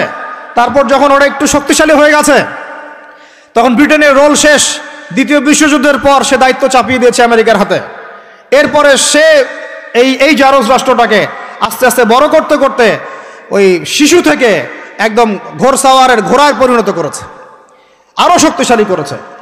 এবং বিগত 1945 থেকে এই 2024 পর্যন্ত, এখন পর্যন্ত প্রত্যক্ষ মদদ দিয়ে সে তাকে বিশ্বের রুলিং স্টেট বানিয়েছে। এখন সে বিশ্বের মুসলমানদেরকে বলে, ওঠো, মুসলমানরা ওঠে, বসতে বললে বসে। বাস্তবতা এটা না যে আপনার অনেক মসজিদ আছে, অনেক মাদ্রাসা আছে, অনেক মুসলমান, আপনারা যুব সমাজের একদম বিস্ফোরণ, একজন বক্তা আসছে, একদম আল কোরআনের আলো ঘরে ঘরে জ্বালো, আদতে এগুলোর কোনো মূল্য হচ্ছে না, আদতে এগুলো দিয়ে সারা বিশ্ব দিন প্রতিষ্ঠা হচ্ছে না। কারণ বিশ্বের বাস্তবতা আমরা বুঝতে পারি নাই। বিশ্বের বাস্তবতা বুঝতে হলে খিজির হতে হবে। বিশ্বের বাস্তবতা এইটাই যে ওরা এখন এত শক্তিশালী একটা অবস্থায় গিয়েছে, ওখান থেকে আমাদেরকে তারা কন্ট্রোল করা শুরু করেছে বিগত প্রায় 100 বছর থেকে। কত বছর থেকে? এগুলো আমাদের হুঁশই নাই।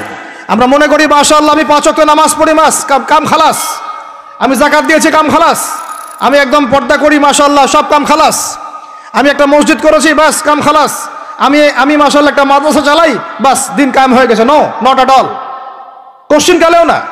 যতদিন পর্যন্ত মুসলমানরা আবার সেই ওমর ইবনে খাত্তাবের শাসন কায়েম করতে পারে নাই, এই বিশ্বে মুসলমানরা স্বাধীন নয়। আমরা এখনো স্বাধীনতা অর্জন করতে পারি নাই। আমরা সেদিন স্বাধীনতা অর্জন করতে পারবো যেই দিন বাইতুল মুকাদ্দাস আমাদের হাতে হবে ইনশাআল্লাহ। ওই দিন আমরা 10 গুণ মূল্য আদায় করবো ইনশাআল্লাহ। এই যে আমাদের এক একটা ভাই, এক একটা বোন, এক একটা আমাদের শিশু, এদের এক একটা রক্তের, মাজলুমদের রক্তের 10 গুণ চড়া মূল্য আদায় করবো ইনশাআল্লাহ। আল্লাহ নবী সেটা বলেছেন যে ইহুদিদের বিপক্ষে কথা বলবে পাথর এবং গাছ, পাথর এবং গাছ পর্যন্ত, হাত্তা ইয়াকুলুশ শাজার ওয়াল হাজার, এমনকি গাছ এবং পাথর কথা বলা শুরু করবে, ইয়া মুসলিম, হে মুসলিম সৈন্য, ইন্না ওয়ারাইল ইয়াহুদ, আমার পিছনে ইহুদি সৈন্য দাঁড়িয়ে আছে, তাল ফাকতুলহু, আসো একে হত্যা করে যাও। এই দৃশ্য দেখার জন্য এখনো এই সভ্যতা বাকি আছে ইনশাআল্লাহ তাআলা। ইনশাআল্লাহ আমরা 10 গুণ চড়া মূল্য আদায় করবো ইনশাআল্লাহ।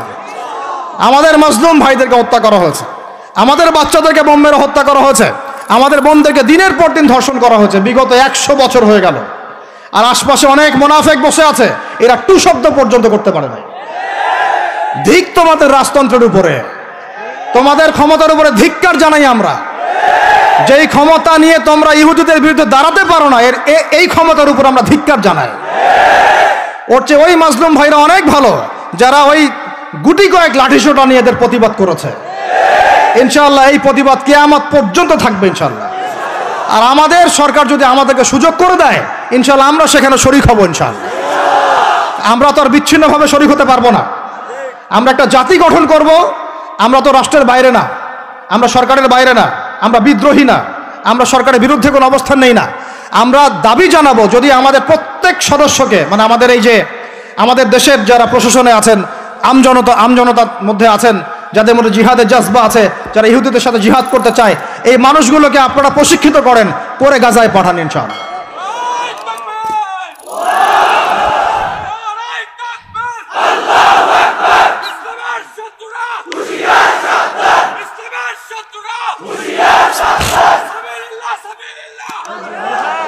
আমি এখানে গরম গরম বক্তব্য দিতে আসি নাই। এখানে গরম গরম বক্তব্য দিয়ে আপনাদেরকে উত্তেজিত করা আমাদের উদ্দেশ্য না। উদ্দেশ্য হচ্ছে বিশ্বের প্রেক্ষাপটটা বোঝানো। এই বিশ্বে আমরা স্বাধীন হতে এখনো পারি নাই। যেদিন পারবো, কোন দিন পারবো? যেদিন বাইতুল মুকাদ্দাস আমাদের হাতে আসবে। বিশ্বাস করেন ওই জায়গা থেকেই ইনশাআল্লাহ অচিরেই ঈসা ইবনে মারিয়াম সারা বিশ্বকে শাসন করবে ইনশাআল্লাহ। ওই সময় দেখবেন মুসলমানরা স্বাধীনতা কাকে বলে। আমি বলেছি এক একটা জুলুমের 10 গুণ চড়া হিসাব এটা হবেই। আমরা পারি আর না পারি, আমরা বেঁচে থাকি আর না থাকি, আপনারা থাকেন আর না থাকেন, আমাদের বাচ্চারা থাকুক আর না থাকুক, একটা প্রজন্ম আল্লাহ পাক নিয়ে আসবে। একটা প্রজন্ম আল্লাহ পাক নিয়ে আসবেন। আমি বলছি ওই প্রজন্ম টিকটক প্রজন্ম না, ওই প্রজন্ম এইসব মানে সেলফি শোডাউন আইওয়াস প্রজন্ম না। ওই প্রজন্ম এরকম না যে নামাজ পড়ে না, কোরআন তেলাওয়াত করে না। ওই প্রজন্ম এমন না দাওয়াতের মেহনত নাই, ওই প্রজন্মের জিহাদের কোনো জজবা নাই, ওই প্রজন্মের মধ্যে ইসলামের শারঈ কোনো জ্ঞান নাই, ওলামায়ে কেরামের কোনো সোহবত নাই, দিন প্রতিষ্ঠার কোনো ফিকির নাই। এমন প্রজন্মের কোনো প্রয়োজন নাই আমাদের। আমাদের এমন প্রজন্মের দরকার যে প্রজন্মের প্রত্যেকটা যুবক ভাই নামাজি, কোরআনওয়ালা, সুন্নতওয়ালা, সুন্নতের পাবন্দ এবং তাহাজ্জুদ গোজার। এক কথায় রাতের বেলার দরবেশ, দিনের বেলার ঘোড়সাওয়ার। এইরকম প্রজন্ম যখন আমরা করতে পারবো, ওই দিন ইনশাআল্লাহ এই মাহফিল বলেন, এই মসজিদ, মাদ্রাসা, এই রাষ্ট্র সব সফল হবে ইনশাআল্লাহ। এখন শুধু বেসিক কাজ করা হচ্ছে। আমাদের মূল গন্তব্য বাইতুল মুকাদ্দাস। ওইটা না আসা পর্যন্ত আমাদের শান্তি নাই, ঘুম নাই। কারণ ওরা আপনাকে ঘুমাতে দিবে না। তো আপনারা কি মনে করেছেন যে ওরা শুধু অতটুকু গাজার ওই অতটুকু জায়গায় চায়? কোশ্চিন কালেও নয়। যে আরবরা ওদের বিরুদ্ধে এখন কথা বলতে সাহস পাচ্ছে না, ওই এক একটা আরব রাষ্ট্র দখল করে ছাড়বে, দেখে নিন। আমি যদি ওটা চাচ্ছি না, দোয়া করি না, কিন্তু ওদের এজেন্ডা এটাই যে পুরো আমি আখিরুজ্জামানের স্টুডেন্ট, ওদের এজেন্ডা জায়নিজম, পেট্রোডলার থেকে শুরু করে প্যালেস্টাইন ইস্যু নিয়ে আমি আলহামদুলিল্লাহ বিগত 5-7 বছর থেকে পড়াশোনা করেছি। আমি আমার টুপির নিচ থেকে কথা বলছি না। ওদের এজেন্ডা হচ্ছে পুরো হোলি ল্যান্ডটা তারা দখল করতে চায়। হোলি ল্যান্ড কাকে বলে এটাও তো আমরা জানি না। ওরা শুধুমাত্র ওই ওয়েস্টার্ন ব্যাংক আর বাইতুল আকসা, বাইতুল মুকাদ্দাস আর এই গাজার অংশটুকু দখল করতে ওখানে আসে নাই। ওরা এসেছে পুরো হোলি ল্যান্ডটাকে দখল করতে। আমি ওলামা সম্মেলনে বলেছিলাম পুরো হোলি ল্যান্ড তারা দখল করতে এসেছে। হোলি ল্যান্ড মানে মিশরের নীল নদ থেকে শুরু করে ইরাকের ইউফ্রেটিস নদী পর্যন্ত এই পুরো জায়গাটা তারা দখল করতে চায়। কেন চায়? কারণ তারা মনে করে ওই জায়গাটা সৃষ্টিকর্তা তাদেরকে দিয়েছেন, নাউজুবিল্লাহ। তারা মনে করে ওইটা হচ্ছে তাদের মাসিহ আসার জায়গা, এবং ওই জায়গা থেকে তাদের মাসিহ, তথাকথিত মাসিহ মানে মাসিহুদ দাজ্জাল, পুরো বিশ্বকে শাসন করবে এবং তারা তাকে সঙ্গ দিবে। এটা ওদের এজেন্ডা, এটা ওদের ভিশন। যত কিছু ওরা পৃথিবীতে করছে এই ভিশনটাকে কাজে লাগিয়ে, এই ভিশনটাকে পিছনে রেখে তারা এই কাজগুলো করছে। এটা আপনি বুঝতে পারবেন না বাইরের চোখ দিয়ে, ভিতরের চোখ দিয়ে পড়াশোনা করেন, খেদির হন, বুঝতে পারবেন। ওরা বাইতুল মুকাদ্দাস চায় না, পুরো হোলি ল্যান্ডটাই দখল করতে চায়। এ কারণে এই উদ্দেশ্যেই তারা বিগত 100 বছর থেকে পুরো ওয়ার্ল্ড অ্যাফেয়ার্সের আগে রাজনীতির নিয়ন্ত্রণ নিয়েছে। কিসের নিয়ন্ত্রণ নিয়েছে? আপনি নিচু জায়গায় যত কথাই বলেন, ওই জায়গার ক্ষমতা আপনার হাতে না থাকলে আপনি জনগণকে সর্বোচ্চভাবে ইসলামের দিকে আনতে পারবেন না। আপনি এখন যদি সবাইকে জোর করে মাস্ক পরাতে পারেন আইন প্রয়োগ করে, এভাবে ওই ক্ষমতা হাতে থাকলে প্রত্যেক জনগণকে কোরআনও শেখানো যায়। ওই ক্ষমতাটা ইসলামের দরকার আছে। যদি ওই ক্ষমতার বলে প্রত্যেক মানুষকে মসজিদে সোশ্যাল ডিস্টেন্স মেনটেন করানো যায়, তাহলে ওই ক্ষমতা যদি হাতে থাকতো প্রত্যেক মা বোনকে পর্দা করানো যেত, প্রত্যেক যুব ভাইকে দিন শেখানো যেত, বাধ্যতামূলক কোরআন শিক্ষাও চালু করা যেত, বাধ্যতামূলক কোরআন শিক্ষার সাথে হাদিসের শিক্ষা চালু করা যেত, সিলেবাসের মধ্যে নবীর সিরাত সংযোজন করা যেত। ইসলামে এই ক্ষমতাটা দরকার আছে। কিন্তু এটাকে অ্যাচিভ করার যে পথ পদ্ধতি, এই পথ পদ্ধতির মধ্যে আমরা আসলে কেউ নাই। নবীর তরিকার মধ্যে আমরা নাই, আমরা পড়ে আছি পশ্চিমা তরিকার মধ্যে। পশ্চিমা তরিকা দিয়ে ওই জায়গায় আপনি যেতে পারবেন না। আর যদি যেতে পারেনও, পশ্চিমারা আপনাকে সেখানে থাকতে দিবে না। আমাদের এখানে সবচেয়ে ভালো মানুষ যিনি, এখানকার এই এলাকার যিনি দায়িত্বশীল, তিনি যদি সবচেয়ে মুত্তাকি পরহেজগার মানুষ হন, তিনিও যদি দাঁড়িয়ে বলেন যে আমি ইসলামের পক্ষে আছি, কোরআনের পক্ষে আছি, হাদিসের পক্ষে আছি, আমি বাইতুল মুকাদ্দাসের পক্ষে আছি, মাজলুম ফিলিস্তিনিদের পক্ষে আছি, তার উপর থেকে চাপ চলে আসবে। কারণ পুরো বিশ্বের শক্তিটা নিয়ন্ত্রণ করছে এখন ইহুদিরা, নাসারারা, জায়নিস্টরা। ওই জায়গায় যতক্ষণ পর্যন্ত আঘাত না পড়ছে ততক্ষণ পর্যন্ত আপনি বিশ্বে স্বাধীন হতে পারবেন না। অতএব বাইরের চোখ দিয়ে না, ভিতরের চোখ দিয়ে দেখতে শিখুন। তো ভিতরের চোখ পুরো জিও পলিটিক্সটা আপনাকে বুঝাবে। ভিতরের চোখ দিয়ে দেখলে আপনি দেখবেন মুসলমানরা এখনও তাদের অধীনে পরাধীন হয়ে আছে। এখান থেকে আমরা স্বাধীনতা চাই ইনশাআল্লাহ। আল্লাহ পাক আমাদেরকে সেই স্বাধীনতা অর্জন করার তৌফিক দান করেন। এবার অর্থনৈতিক জীবনে আসেন। অর্থনৈতিক জীবনে এসে দেখবেন আপনি মাশাআল্লাহ মনে করবেন যে আপনি তো হালাল খাচ্ছেন, হ্যাঁ, গরুর গোশত খাচ্ছেন প্রত্যেক জুমায়। আমরা মাশাআল্লাহ মুরগির রোস্ট খাচ্ছি। ঢাকার মানুষ তো খালি খায় আর খায়, সবাই খাচ্ছে মাশাআল্লাহ বসে, ছেলে মেয়ে, ফুচকা চটপটি এইটা ওইটা, আর খাবারের দোকানের অভাব নাই, সবাই খাচ্ছে। ভাবখানা এমন যে দুনিয়াতে এসেছি খাওয়ার জন্যে।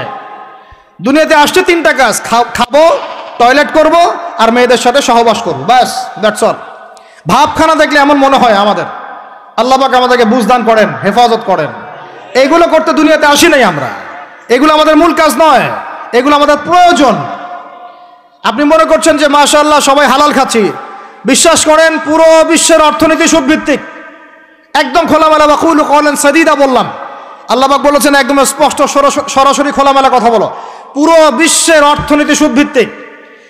যারা এই পুরো বৈশ্বিক অর্থনৈতিক সিস্টেমের মধ্যে ঢুকে গেছে, অর্থাৎ ওয়ার্ল্ড ব্যাংক, IMF এবং ফেডারেল রিজার্ভ ব্যাংকের আওতায় চলে আসছে, এরকম কোন সেন্ট্রাল ব্যাংক 100% সুদমুক্ত হতে পারবে না। ফুল স্টপ, কোনোভাবেই সম্ভব না। আপনি যত বড় মুসলিম কান্ট্রি হন না কেন, আপনি এদের আওতায় থাকলে কোনো অবস্থাতেই সুদমুক্ত থাকতে পারবেন না। তাহলে এখন আমি যদি আপনাকে প্রশ্ন করি, বিগত 20 বছর থেকে একটা রাষ্ট্র এই জালেমদের বিরুদ্ধে লড়াই করেছিল এবং সাম্প্রতিক সময়ে তাদের কারেন্সি মার্কিন ডলারকে ছাড়িয়ে গেছে, তারা কিভাবে পেরেছে? এই তথ্য কি আপনাদের কাছে আছে? তথ্য আছে? নাম মেনশন করার দরকার নাই, আপনারা বুঝতে পারেন কি পারেন না? এই মোল্লাদের দৌড় মসজিদ পর্যন্ত নয়, এই মোল্লাদের দৌড় হবে বাইতুল মুকাদ্দাস পর্যন্ত ইনশাআল্লাহ। ওইখানে নামাজ না পড়া পর্যন্ত এদের ঘুম হবে না ইনশাআল্লাহ, দেখে নিয়ে। এখন কথা হচ্ছে তারা পড়লো কিভাবে? অনেক কারণ, যাকাত ভিত্তিক অর্থনীতি, তারপরে দ্বৈত অর্থনীতি, হালাল অর্থনীতি, দুর্নীতি কমানো, কৃষিভিত্তিক অর্থনীতি 3 বছরের মধ্যে ঘুরে দাঁড়িয়েছে, মাত্র 3 বছরের মধ্যে।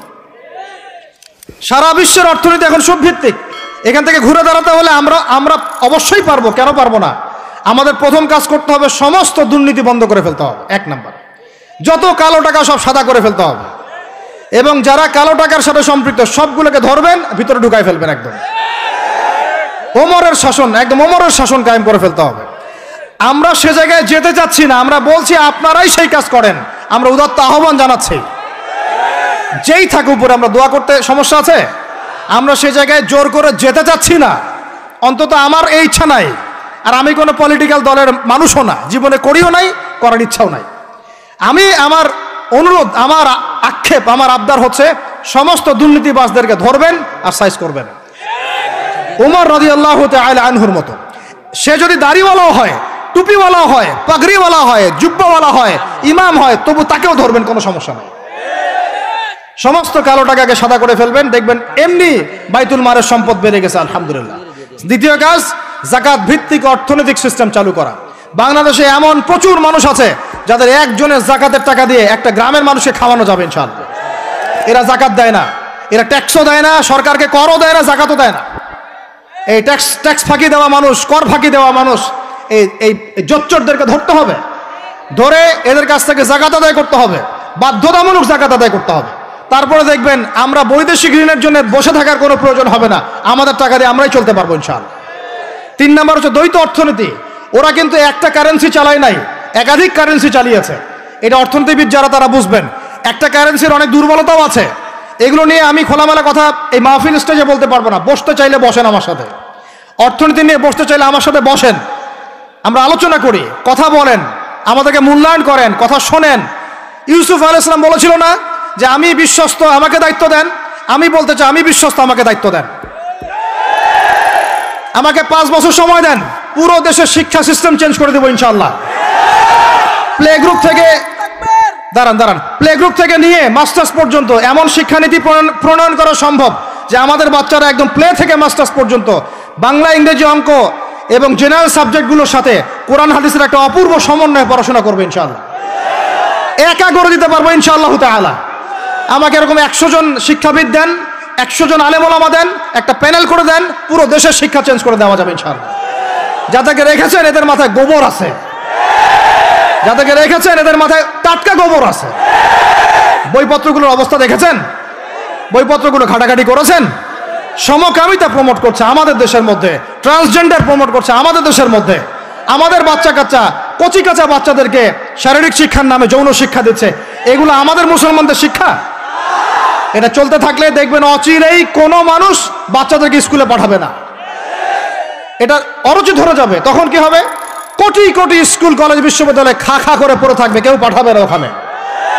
তখন মাদ্রাসার দিকে মানুষ ঝুঁকবে আরো বেশি। আমি তো দাবি জানাই উপরের লেভেল থেকে এমন একটা শিক্ষা ব্যবস্থা প্রণয়ন করা হোক যাতে আমার মাদ্রাসা গড়ার প্রয়োজনই না হয়। ওই সিস্টেম রাষ্ট্রীয়ভাবেই পড়ানো হবে ইনশাআল্লাহ। আপনি মালয়েশিয়ার দিকে তাকিয়ে দেখেন, আপনি এই যে ওয়েস্টার্ন কান্ট্রির মধ্যে অনেক কান্ট্রি আছে, অস্ট্রেলিয়ার মতো জায়গাতে আছে, ব্রিটেনের মতো জায়গাতে আছে, কোনো কোনো ক্ষেত্রে আপনি লেবাননকে দেখেন, ইয়েমেনকে দেখেন, জর্ডানকে দেখেন, কাতারকে দেখেন, সৌদি আরবিয়াকে দেখেন, অনেক কান্ট্রি আছে। ভালো কাজের তো প্রশংসা করতে দোষ নাই, দোষ আছে? এমনকি অনেক পশ্চিমা কান্ট্রিতেও একদম উপর লেভেল থেকে ইসলামিক সিলেবাস প্রণয়ন করা হয়েছে। তার মানে এমন না যে তারা সায়েন্সকে গুরুত্ব দেয় নাই, ম্যাথকে গুরুত্ব দেয় নাই, ফিজিক্স পড়ায় নাই, অ্যাস্ট্রোফিজিক্স পড়ায় নাই, ইকোনমিক্স পড়ায় নাই, বিষয়টা এমন না। তারা ফিলোসফি পর্যন্ত পড়িয়েছে। ঘাটাঘাটি করেন, অনলাইনে সব মজুদ আছে। এমন শিক্ষানীতি প্রণয়ন করা সম্ভব, একদম প্লে থেকে নিয়ে মাস্টার্স পর্যন্ত। আমার ছেলে ইমামতিও করবে, এদিকে বিমানও উড়াবে ইনশাআল্লাহ। আমার মেয়ে ডাক্তারও হবে, এদিকে দেখবেন হাফেজাও হবে ইনশাআল্লাহ। একজন মুফতি সাহেব, তিনি ফতোয়াও দিবেন, একই সাথে বিশ্ব অর্থনীতি সম্পর্কেও জানবেন ইনশাআল্লাহ। একজন আর্মি অফিসার, তিনি যেমন সামরিক ক্ষেত্রে লিডার হবেন, তেমনি দেখবেন ফিকহের কিতাব মোতালা করে ফতোয়া দিতে পারছেন ইনশাআল্লাহ। এটা কোনো মানে স্বপ্নের যুগ নয়, এই যুগটা ছিল এক সময়। বেশি দিন দূরে যেতে হবে না, আপনি 200, 300, 400 বছর পিছনে যান, দেখবেন মুসলমানরা এমন সোনালী যুগ পার করে আসছে। অতএব এগুলো কোনো গাল গল্প করছি না আমি, এগুলো বাস্তবে রূপান্তরিত করা অবশ্যই সম্ভব, বারহাক সম্ভব, যদি এরকম কিছু মানুষের মধ্যে উদ্দীপনা থাকে, একটা সৎ সাহস থাকে, আমাদের উপর থেকে যদি একটা সহযোগিতা আসে এবং আমাদের মতো যারা ইয়াং তাদেরকে যদি মূল্যায়ন করা হয়, ইনশাল্লাহ দেখবেন বাংলার জমিন পরিবর্তন হয়ে গেছে। এই পরিবর্তন হলে দেশের জন্য কোনো খারাপের কিছু নাই, রাষ্ট্র পিছিয়ে যাবে না, রাষ্ট্র আরো এগিয়ে যাবে ইনশাআল্লাহ তাআলা। আরো ব্যাপার আছে, আপনি মালয়েশিয়ার একটা ক্লাস 10-এর বাচ্চার দিকে তাকান। ক্লাস 10-এর একটা বাচ্চা কোনোদিন মাদ্রাসায় যায়ই নাই, স্কুলে পড়েছে, কিন্ডারগার্টেনে পড়েছে, রাষ্ট্রীয় সিলেবাসে পড়েছে, মাত্র 10 থেকে 12 বছর পড়াশোনা করে ও এখন এদিকে এসএসসি এইচএসসি লেভেলেও চলে গেছে, ও লেভেল এ লেভেলস পরীক্ষা দিয়েছে, এদিকে সে ইমামতি করার যোগ্যতা অর্জন করেছে। এখন আমাকে বলেন ওই রাষ্ট্রটা কি পিছিয়ে গেছে? অতএব এই শিক্ষার দিকে অনেক মনোযোগ হতে হবে আমাদের সবাইকে, আল্লাহ পাক তৌফিক দান করেন। আমরা যদি এখন এগুলোর বিরুদ্ধে গঠনমূলক কথা না বলি, গঠনমূলক প্রতিবাদ না করি এবং আমাদের রাষ্ট্রপ্রধানদেরকে না বুঝাই, তাহলে অনেক দেরি হয়ে যাবে। আজকে থেকে 20 বছর আগে ইহুদি খ্রিস্টানরা পরিকল্পনা করেছিল এই টিকটক প্রজন্ম গড়ে তোলার জন্য, তারা আজকে সফল হয়েছে। এখন আমরা যদি এখন চুপ করে থাকি, আগামী 20 বছর পর আপনি দেখবেন আর একটা প্রজন্ম আসছে, এরা মানুষকে সালাম পর্যন্ত দিবে না। দেখে নিন আপনি, 20 বছর লাগবে না, 5টা বছর যাক, তারপর দেখেন কি হয়। আল্লাহ, এরা কি এখন বাসায় ঢুকে বাবা মাকে সালাম দেয়? কারণ কোন প্রতিষ্ঠান ওকে সালাম দেওয়া শিখায় নাই, স্কুলে না, কলেজে না, কোথাও সে সালাম দেওয়া শিখছে না। আসসালামু আলাইকুম ওয়া রাহমাতুল্লাহি ওয়া বারাকাতুহু বিশুদ্ধ করে বলতে পারছে না, বিশুদ্ধ করে বলতে হবে না, অর্থ আছে না, এর একটা তাজবির আছে না, এগুলো তো আমরা গুরুত্ব দিচ্ছি না। এমন প্রজন্ম গড়ে উঠেছে অলরেডি যারা এখন পিতা মাতাকে সালাম দেয় না, পিতার সাথে ঝগড়া করে, মায়ের সাথে, মায়ের গায়ে হাত তুলে, মায়ের গায়ে হাত তুলে, সম্পত্তির জন্য মাকে হত্যা করে, সম্পত্তির জন্য বাবার গায়ে হাত তোলে। ওদিক থেকে মাস্টার ডিগ্রি পাশ করে আসে ব্রিটেন থেকে, অক্সফোর্ড থেকে, কেমব্রিজ থেকে আইসা এদিকে প্রফেসর হয়েছে বিভিন্ন বিশ্ববিদ্যালয়ের, বাবা পড়ে আছে বৃদ্ধাশ্রমে। কতগুলো এক্সাম্পল নেবেন, এগুলো আমি কি গাল গল্প করছি? আমি কোনো গাল গল্প করতে এখানে আসি নাই, এগুলো বাস্তবতা। যদি বাহিরের চোখ দিয়ে আপনি দেখেন মনে হবে অর্থনীতি অনেক ভালো, ভিতরের চোখ দিয়ে দেখেন অর্থনীতি সুদ দিয়ে ভর্তি হয়ে গেছে, প্রত্যেক পদে পদেই সুদ। গাধাদেরকে আমি তো বুঝাতে পারি নাই, কাগজের টাকা আর এই যে আপনার এই ইলেকট্রনিক মানির কথা তো দীর্ঘদিন বলেছি, কিছু গাধা আছে এদেরকে বুঝাতে পারি নাই, এর মধ্যেও সুদ আছে, এর মধ্যে কি আছে। আর আমি কখনোই বলি নাই যে কাগজের টাকাটা হারাম। মিথ্যাচারে এরা যে পরিমাণ হাদিস জাল বানায়, এদের চেয়ে বড় জাল বানানো কর কেউ নাই বাংলাদেশে। একটা কথাকে ঘুরাই ফিরে এমন ব্যাখ্যা শুরু করবে যে আপনি বিভ্রান্ত হয়ে যাবেন। একটা ইমোশন প্রকাশ করবেন, উহুদের প্রান্তে দাঁড়িয়ে একটা ইমোশন প্রকাশ করবেন, ও বানাই দিবে ও জান্নাতের ঘ্রাণ পেয়ে আসছে। আপনি বলবেন যে কাগজের টাকা নয়, মনিটরি সিস্টেমটা হারাম, ও বানাই দিবে ও বলেছে কাগজের টাকা হারাম। আপনি বলবেন যে আপনার যদি গান শুনতেই হয় তাহলে একা একা শোনেন, আমাকে শোনাচ্ছেন কেন, ও বানাই দিবে ও গান একা শোনা জায়েজ বানাই দিছে। এর এত খবিস, এত খান্নাস, এদের চরিত্রটা চিনতে পারতাম না আমরা যদি গাজাই শোনা আসতো। আল্লাহর কসম, আমিও কিছু কিছু জায়গায় এদেরকে কোনো কোনো ক্ষেত্রে ভালো মনে করতাম। আল্লাহর কসম, গাজাই শোনা আসলে আমি বুঝতে পারতাম না এদের ভিতরে কত মুনাফিকি আছে। আল্লাহ পাক আমাদেরকে মুনাফিকদের থেকে হেফাজত করেন, মাজলুম ভাইদের সাথে থাকার তৌফিক দান করেন, জালেমদের পক্ষপাতিত্ব করা থেকে আল্লাহ হেফাজত করেন। নির্লজ্জদেরকে দেখেছেন, নির্লজ্জরা এখনো বলেছে আইয়ুবী রাহিমাহুল্লাহর আকীদা ঠিক ছিল না, বলি নাউযুবিল্লাহ। আর আইয়ুবী রাহিমাহুল্লাহ যে ঘোড়ায় চড়ে জিহাদ করেছেন, ওই ঘোড়ার খুরের নিচে যে পরিমাণ মাটি ছিল, তোমার মতো হাজারটা মাতখালিকে ওই জায়গায় নিয়ে গেলেও তার সমপরিমাণ হবে না কখনো ইনশাআল্লাহ। আইয়ুবী রাহিমাহুল্লাহ যে তরোয়াল দিয়ে যুদ্ধ করেছেন, ওর এক ফোঁটা রক্তের দাম তোমাকে বিক্রি করলে হবে না ইনশাআল্লাহ। তুমি তার আকীদা নিয়ে প্রশ্ন তোলো, নির্লজ্জ কোথাকার।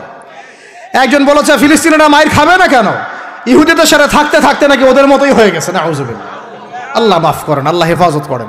একজন বলেছে যে হামাস ইহুদিদেরই হাতে তৈরি করা, বিচ্ছিন্ন হয়ে নাকি সন্ত্রাসী কর্মকাণ্ড করছে। বলার ভাষা নাই, আমি বলতে বলতে ক্লান্ত হয়ে গেছি, আর বলতে চাই না। বলার আমার রুচিও করে না, আর ভাষাও নাই।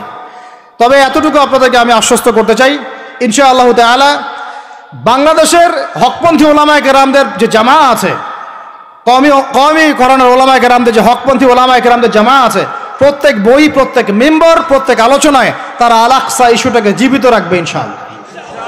এটাকে আমরা জীবিত রাখবো ইনশাআল্লাহ। ওরা এটাকে ভুলিয়ে দিতে চাচ্ছে, এই জন্য নতুন নতুন ইস্যু তৈরি করার চেষ্টা করছে। খবরদার, আপনারা এই ইস্যুতে পা দিবেন না। আপনাদেরকে ভিতরে চোখ খুলতে হবে এবং মূল গন্তব্য চিনতে হবে। আল্লাহ রাব্বুল আলামিন আমাদের সবাইকে ভিতরে চোখ দিয়ে এই বিশ্বকে দেখার তৌফিক দান করেন। বিশ্ব অর্থনীতিকে দেখবেন, ভিতরে চোখ দিয়ে দেখবেন। ইলেকট্রনিক মানির মধ্যেও সুদ আছে, কাগজের টাকার ভিতরেও সুদ ঢুকেছে। সামনে আসবে বিটকয়েন্স, যেটা অলরেডি চলে আসছে। আরেকটা আসবে, সেটা হলো ক্যাশলেস সোসাইটি। কি বললাম বলেন? বলদ বলবে যে ভবিষ্যৎবাণী করে গেল, আহলুল বলদ ওয়াল কিরদা, আহলুল হিমার ওয়াল কিরদা। তো এরা ভবিষ্যৎবাণী করে গেল। আরে বর্তমান সম্পর্কে তুমি খবর রাখো না বলেই তো বর্তমানকে ভবিষ্যৎ মনে হয় তোমার।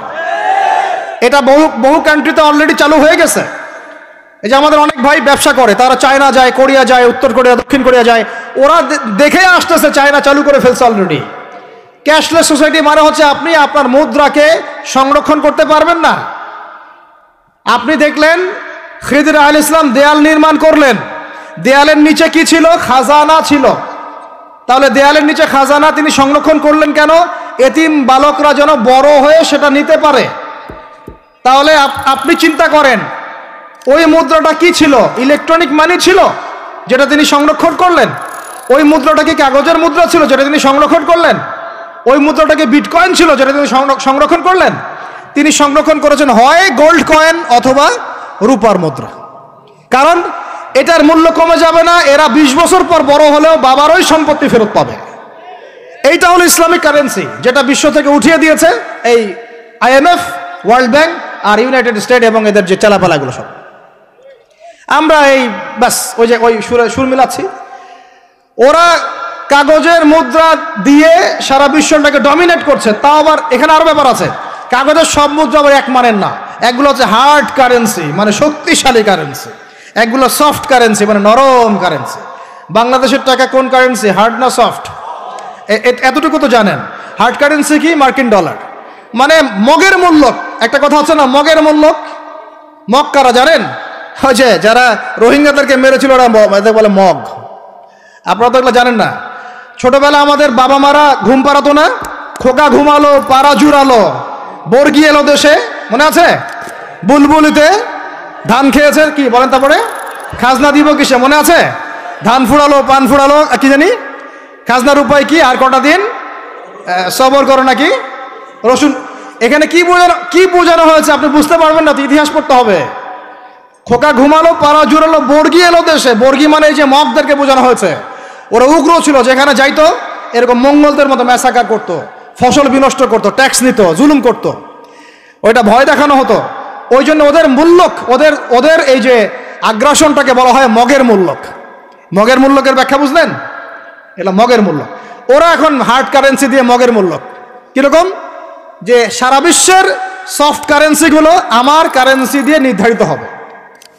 মানে আপনার 100 টাকা সমান সমান ওর $1 মগের মূল্য।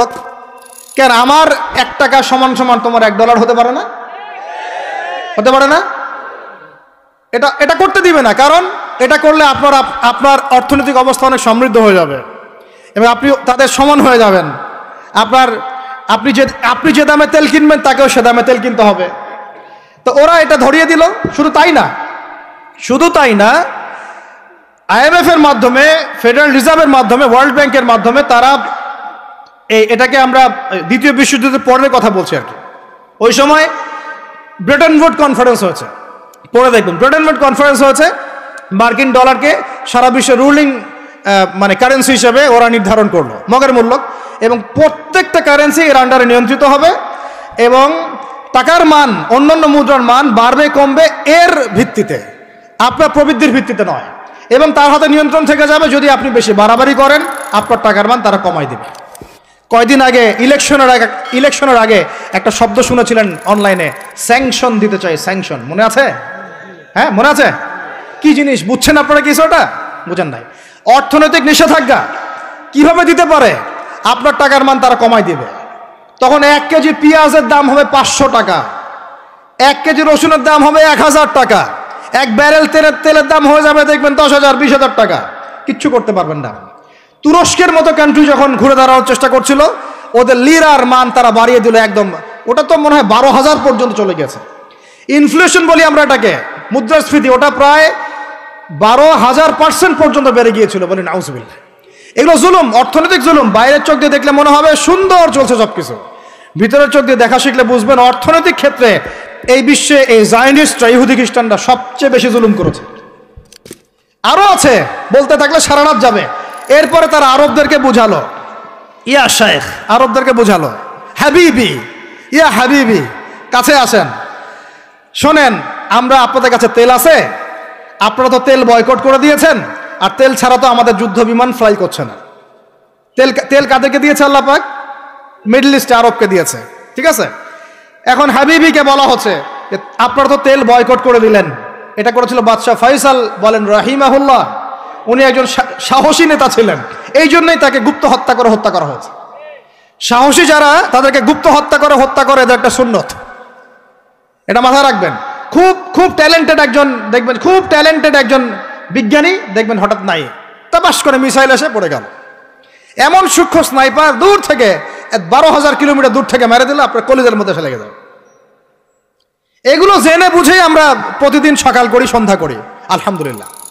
কারণ অ্যাটলিস্ট আপনাকে তো জানতে হবে। জেনে নেন, পরে আপনারা চিন্তা করবেন যে কিভাবে লাইফ লিড করবেন। ফাযাক্কির ইন্নামা আনতা মুযাক্কির, আপনি উপদেশ দিন, শুধু আপনি উপদেশ দাতা। লাস্তা আলাইহিম বিমুসাইতির। ফাযাক্কির ইন নাফাআতিয যিকরা সায়াযাক্কারু মান ইয়াখশা, যারা আল্লাহকে ভয় করে তারা ফিরে আসবে ইনশাআল্লাহ। তো যেটা বলছিলাম, বাদশা ফয়সাল একদম বয়কট করে দিলেন। এবার ওরা এসে বুঝাচ্ছে যে তেল ছাড়া তো আমাদের চলছে না। এদিকে ওদের ডলারের মান কমে যাচ্ছে, মুদ্রাস্ফীতি হচ্ছে, ইনফ্লেশন হচ্ছে। এখন তারা বোঝালো যে ঠিক আছে, একটা চুক্তি করা যাক। যুবকরা ভালো করে শোনেন, এগুলো জানেন না বলেই অনেক সময় আপনি সহি বলে সহি ভুল পথে যাচ্ছেন। ভাই, সহি পথেই যাচ্ছেন, বাট এটা সহি ভুল হয়ে যাচ্ছে। কথা বুঝাতে পারছি? সহিহের আড়ালে একটা মারাত্মক জয়ীফ আর জাল আকীদা আছে, এটা আপনার সামনে সহি দিয়ে ঢেকে দেওয়া হয়েছে, বুঝতে পারতেছেন না। এই জায়গাটাকে ভালো করে বোঝেন। যখন উম্মর সাথে কেউ গাদ্দারি করে তখন সে সহি থাকে না। উম্মতের সাথে কেউ যদি গাদ্দারি করে তখন সে কি থাকে না? সহি থাকে না। এখন আসেন, আমি ধর্মতাত্ত্বিক কথা বলছি আগে।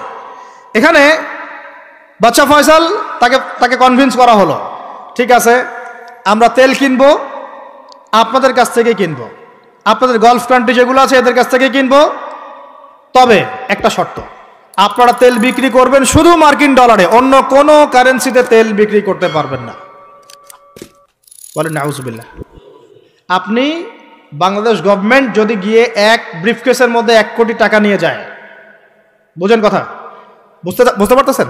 1 কোটি টাকা, আমাদের টাকা নিয়ে গিয়ে যদি বলে শেখ হাবিবি আমাকে তেল দাও, ওরা বলবে তেল দিতে পারবো না, খালাস, কুল্লু খালাস, এখান থেকে বের হও।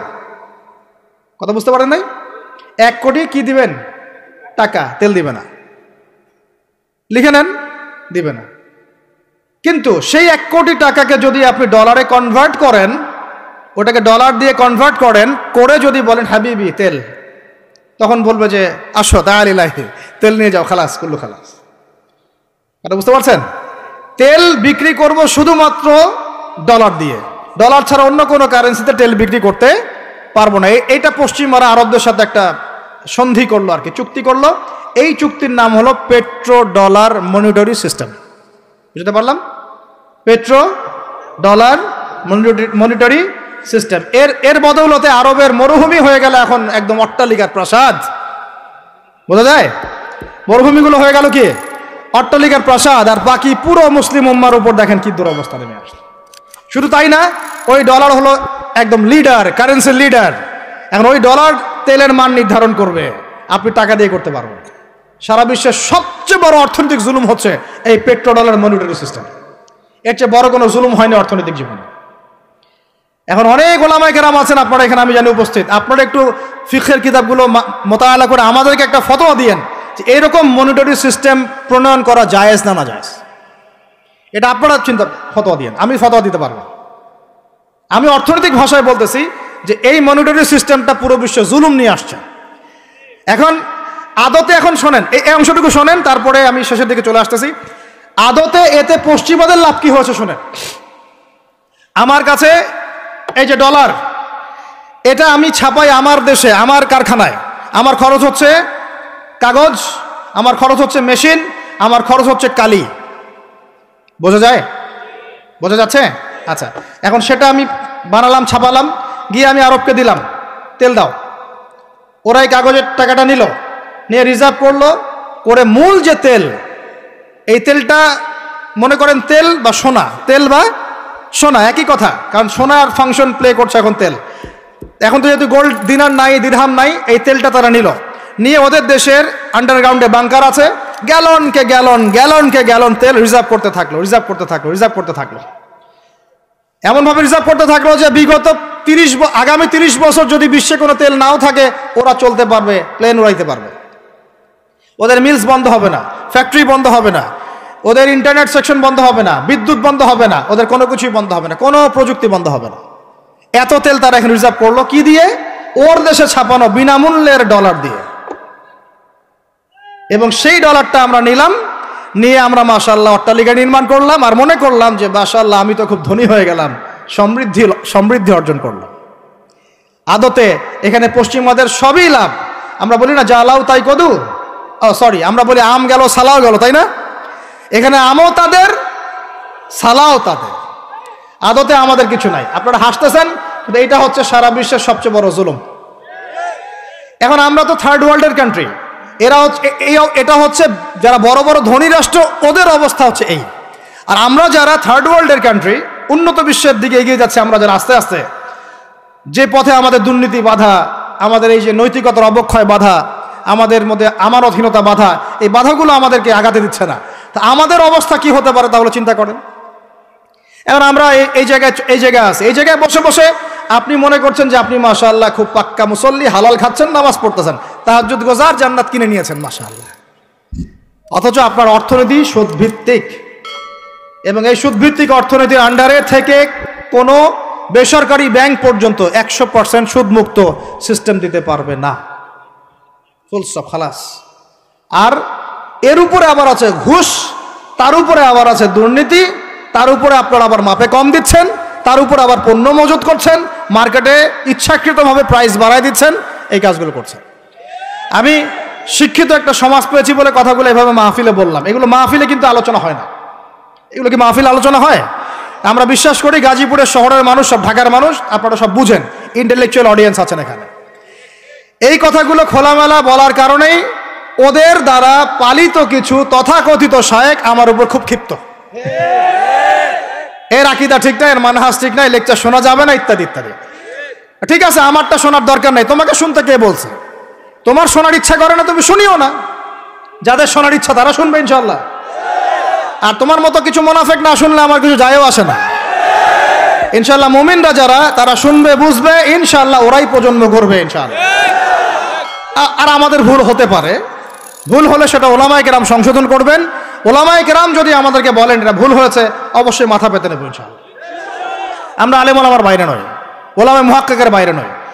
তাহলে আপনাকে কি আমি ভিতরের চোখ দিয়ে পুরো বিশ্বের রাজনীতি বোঝাতে পেরেছি? পুরো বিশ্বের অর্থনীতি বোঝাতে পেরেছি? পুরো বিশ্বের শিক্ষাটাও বুঝেন এবার? আপনার কাছে মনে হচ্ছে পুরো বিশ্বের শিক্ষা খুব উন্নত, বাহ্যিকভাবে বস্তুবাদী ক্ষেত্রে উন্নত, মঙ্গলে যাচ্ছি, চাঁদে যাচ্ছি, স্যাটেলাইট পাঠাচ্ছি ইত্যাদি, তো এগুলো বস্তুবাদী উন্নতি।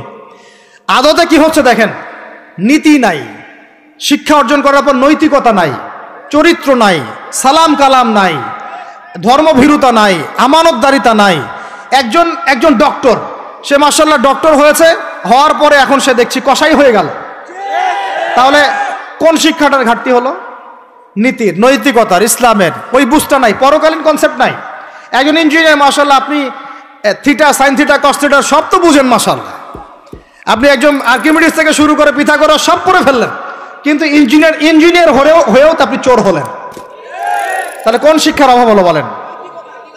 একটা মেয়েকে আপনি দেখছেন মাশাআল্লাহ এগিয়ে যাচ্ছে, বাপরে বাপ, ফেমিনিস্ট রেভলিউশন। আদতে ওর গায়ে এখন একটা গেঞ্জি, ওর গায়ে পায়ে একটা জিন্সের প্যান্ট, বাহিরের চলাফেরা দেখে তার অঙ্গ প্রত্যঙ্গ সব স্পষ্ট দেখা যাচ্ছে, সে স্পষ্ট বেপরদায় চলছে।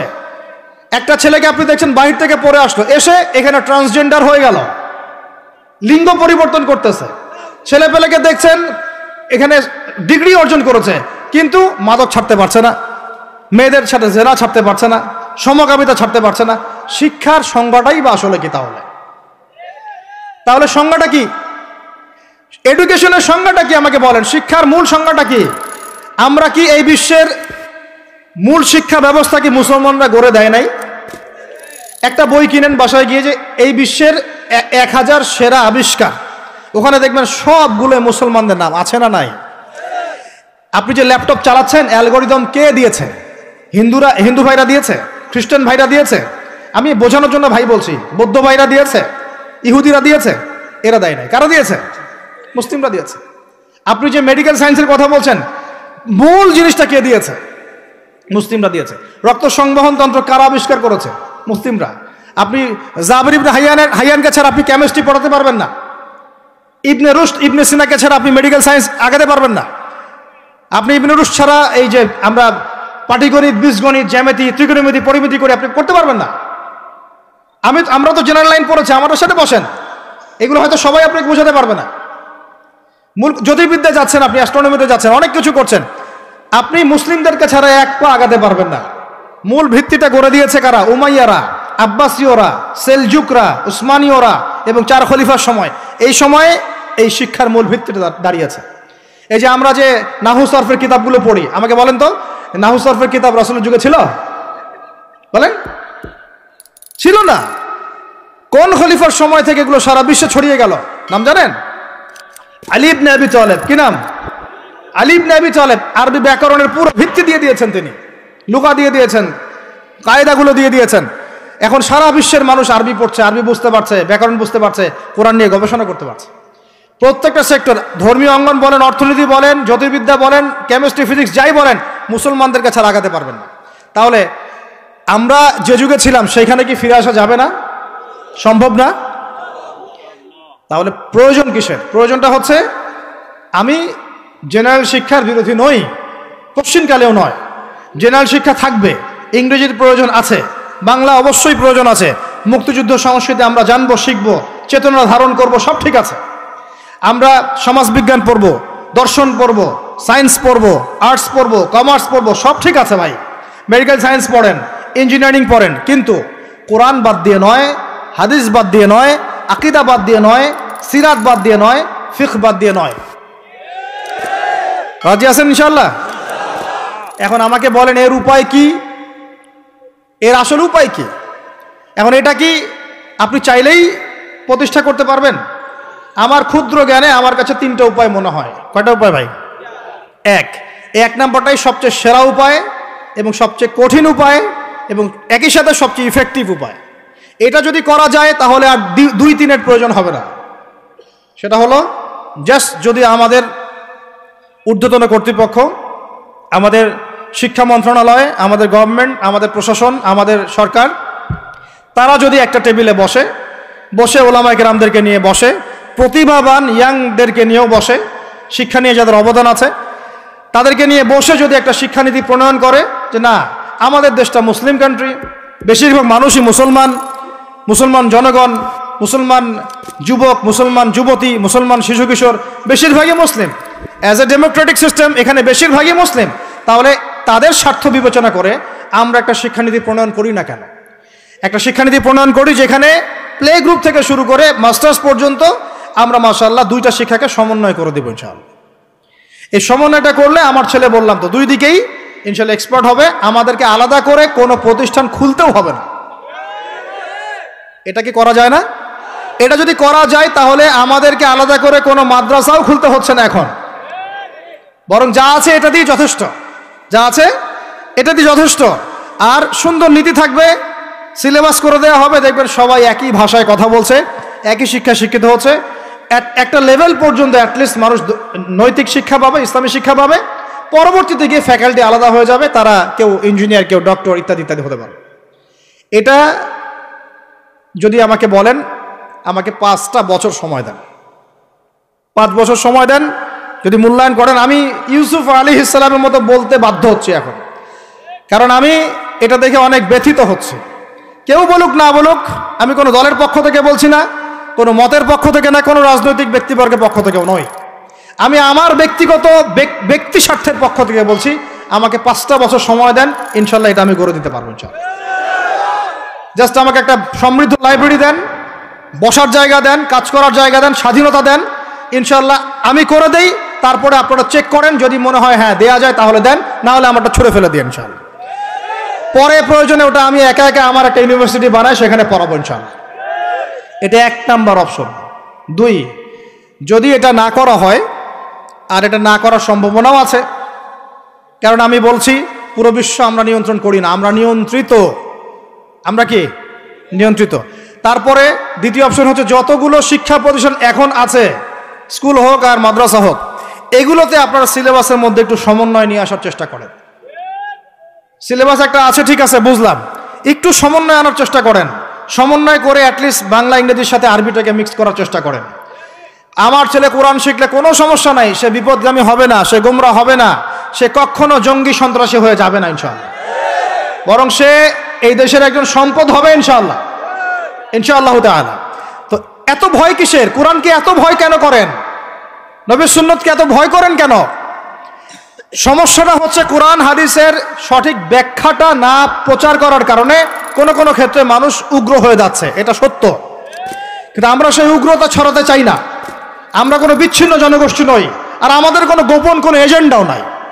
আমাদের এজেন্ডা একদম স্পষ্ট পরিষ্কার, আমরা বাইতুল মুকাদ্দাস চাই, আমরা মুসলমানদের মধ্যে নৈতিকতা চাই, সুন্দর শিক্ষানীতি চাই, হালাল অর্থনীতি চাই, এবং হালালভাবে বেঁচে খেয়ে আল্লাহর ইবাদত করতে চাই, এতটুকুই। এর বেশি কিছু আমরা চাই না। এর বেশি কিছু চান না? আল্লাহ পাক আমাদের সবাইকে তৌফিক দান করেন। তো এই 2 নম্বর অপশনটাও এফেক্টিভ যদি আপনারা করতে পারেন। আর 3, 2 নম্বরও যদি কাজ না হয়, তাহলে 3 নম্বর একটা অপশন খোলা থাকে, যে নতুন করে কিছু প্রতিষ্ঠান গড়ে তোলেন এবং সেই প্রতিষ্ঠানগুলোতে আপনি আপনার মতো করে সুন্দর সিলেবাস মেনটেন করে আপনার বাচ্চাদেরকে পড়ানোর চেষ্টা করেন, যেখানে বাংলা ইংরেজি অঙ্ক এগুলোও থাকবে, জেনারেল শিক্ষাও থাকবে এবং ইসলামিক শিক্ষাও থাকবে। এছাড়া আমার মনে হয় না এই প্রজন্মকে বাঁচানোর চতুর্থ কোনো রাস্তা বাকি আছে। যদি থাকে আপনারা আমাকে জানায়েন ইনশাআল্লাহ। ভিতরের চোখ দিয়ে কি শিক্ষা বোঝাতে পেরেছি ভাই? আর 2টা জাস্ট বুঝাই ছেড়ে দেবো, 2টা ধৈর্য ধরেন। ভিতরের চোখ দিয়ে এবার সংস্কৃতি বোঝেন। কি বুঝবেন? ভিতরের চোখ দিয়ে যদি দেখেন, দেখবেন আমাদের মুসলমানদের সংস্কৃতির মধ্যে এখন সব বিজাতীয় সংস্কৃতি ঢুকে গেছে। একটা বাড়িতে, একটা বিয়ে বাড়িতে যদি গানও বাজে, সেটাও বাজবে হিন্দি গান, সেটাও বাজবে ইংলিশ গান। মানে আপনি গানটাও যদি শুনেনও, একটা বাংলা গান শুনতে পারেন না। কারণ যে বাংলা ভাষার জন্য আপনি জীবন দিয়েছেন বলে দাবি করছেন, ওই চেতনাও আপনার মধ্যে আর বাকি নাই। ভাষার দিবস যখন আসে, আমরা তখন একটা শোডাউন করার চেষ্টা করি, শহীদ মিনারে ফুল দেওয়ার চেষ্টা করি, আর সারা বছর আমার বাসা চলে হিন্দি গান, ইংরেজি গান ইত্যাদি ইত্যাদি, হিন্দি সিনেমা, ইংরেজি সিনেমা। তো সংস্কৃতির কোন জায়গায় বাঙালিত্ব ধরে রাখতে পারলাম? পোশাক আশাক পরছি, কোন পোশাকটা বাঙালির সাথে মেলে? জুব্বা, দাড়ি টুপি, নাকি জিন্সের প্যান্ট আর গেঞ্জি? বলেন।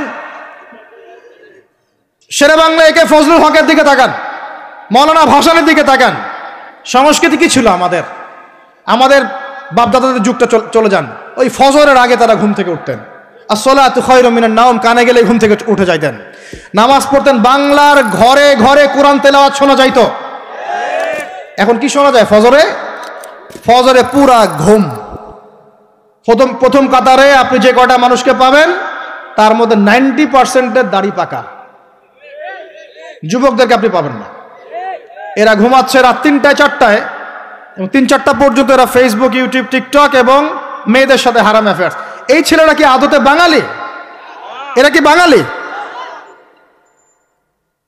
না আমরা মুসলমান হতে পেরেছি ঠিক মতো, না বাঙালি হতে পেরেছি ঠিক মতো।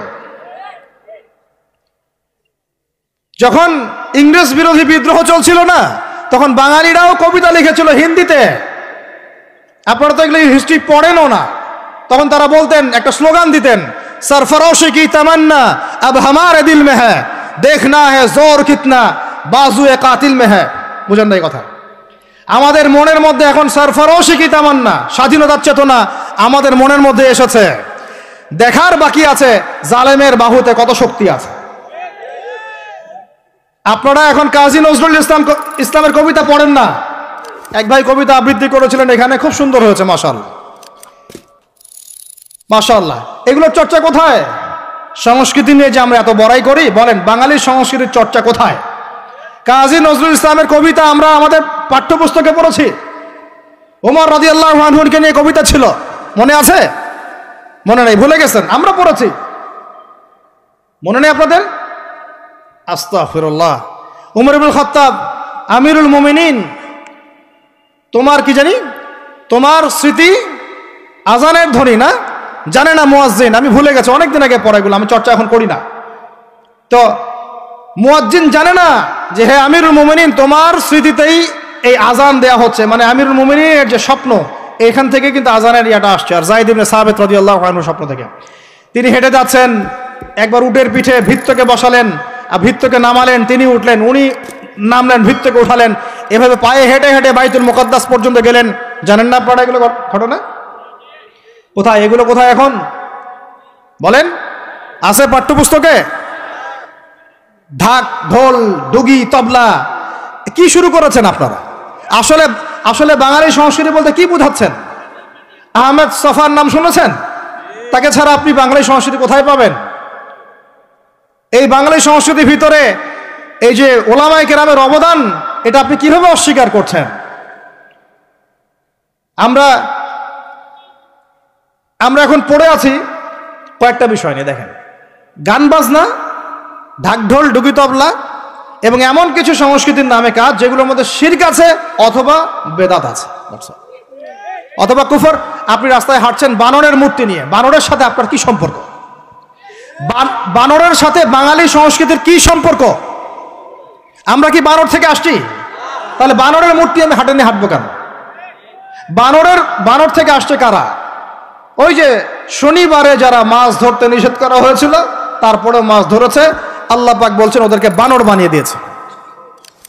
জানেন না এটা? পড়েন, পড়াশোনা করেন।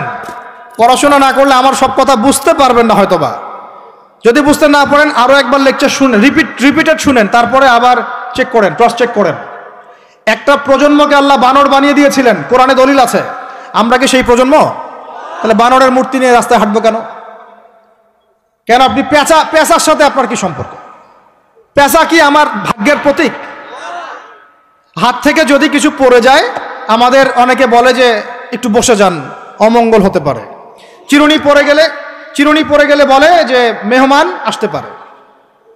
বিড়াল সামন দিয়ে চলে গেলে বলে একটু বসে যায়, অমঙ্গল হতে পারে। ইসলাম কি বলছে জানেন? যখনই মনের মধ্যে কোনো কুলক্ষণ আসবে, আপনি পড়বেন, আমার সাথে বলেন, আপনি পড়বেন আল্লাহুম্মা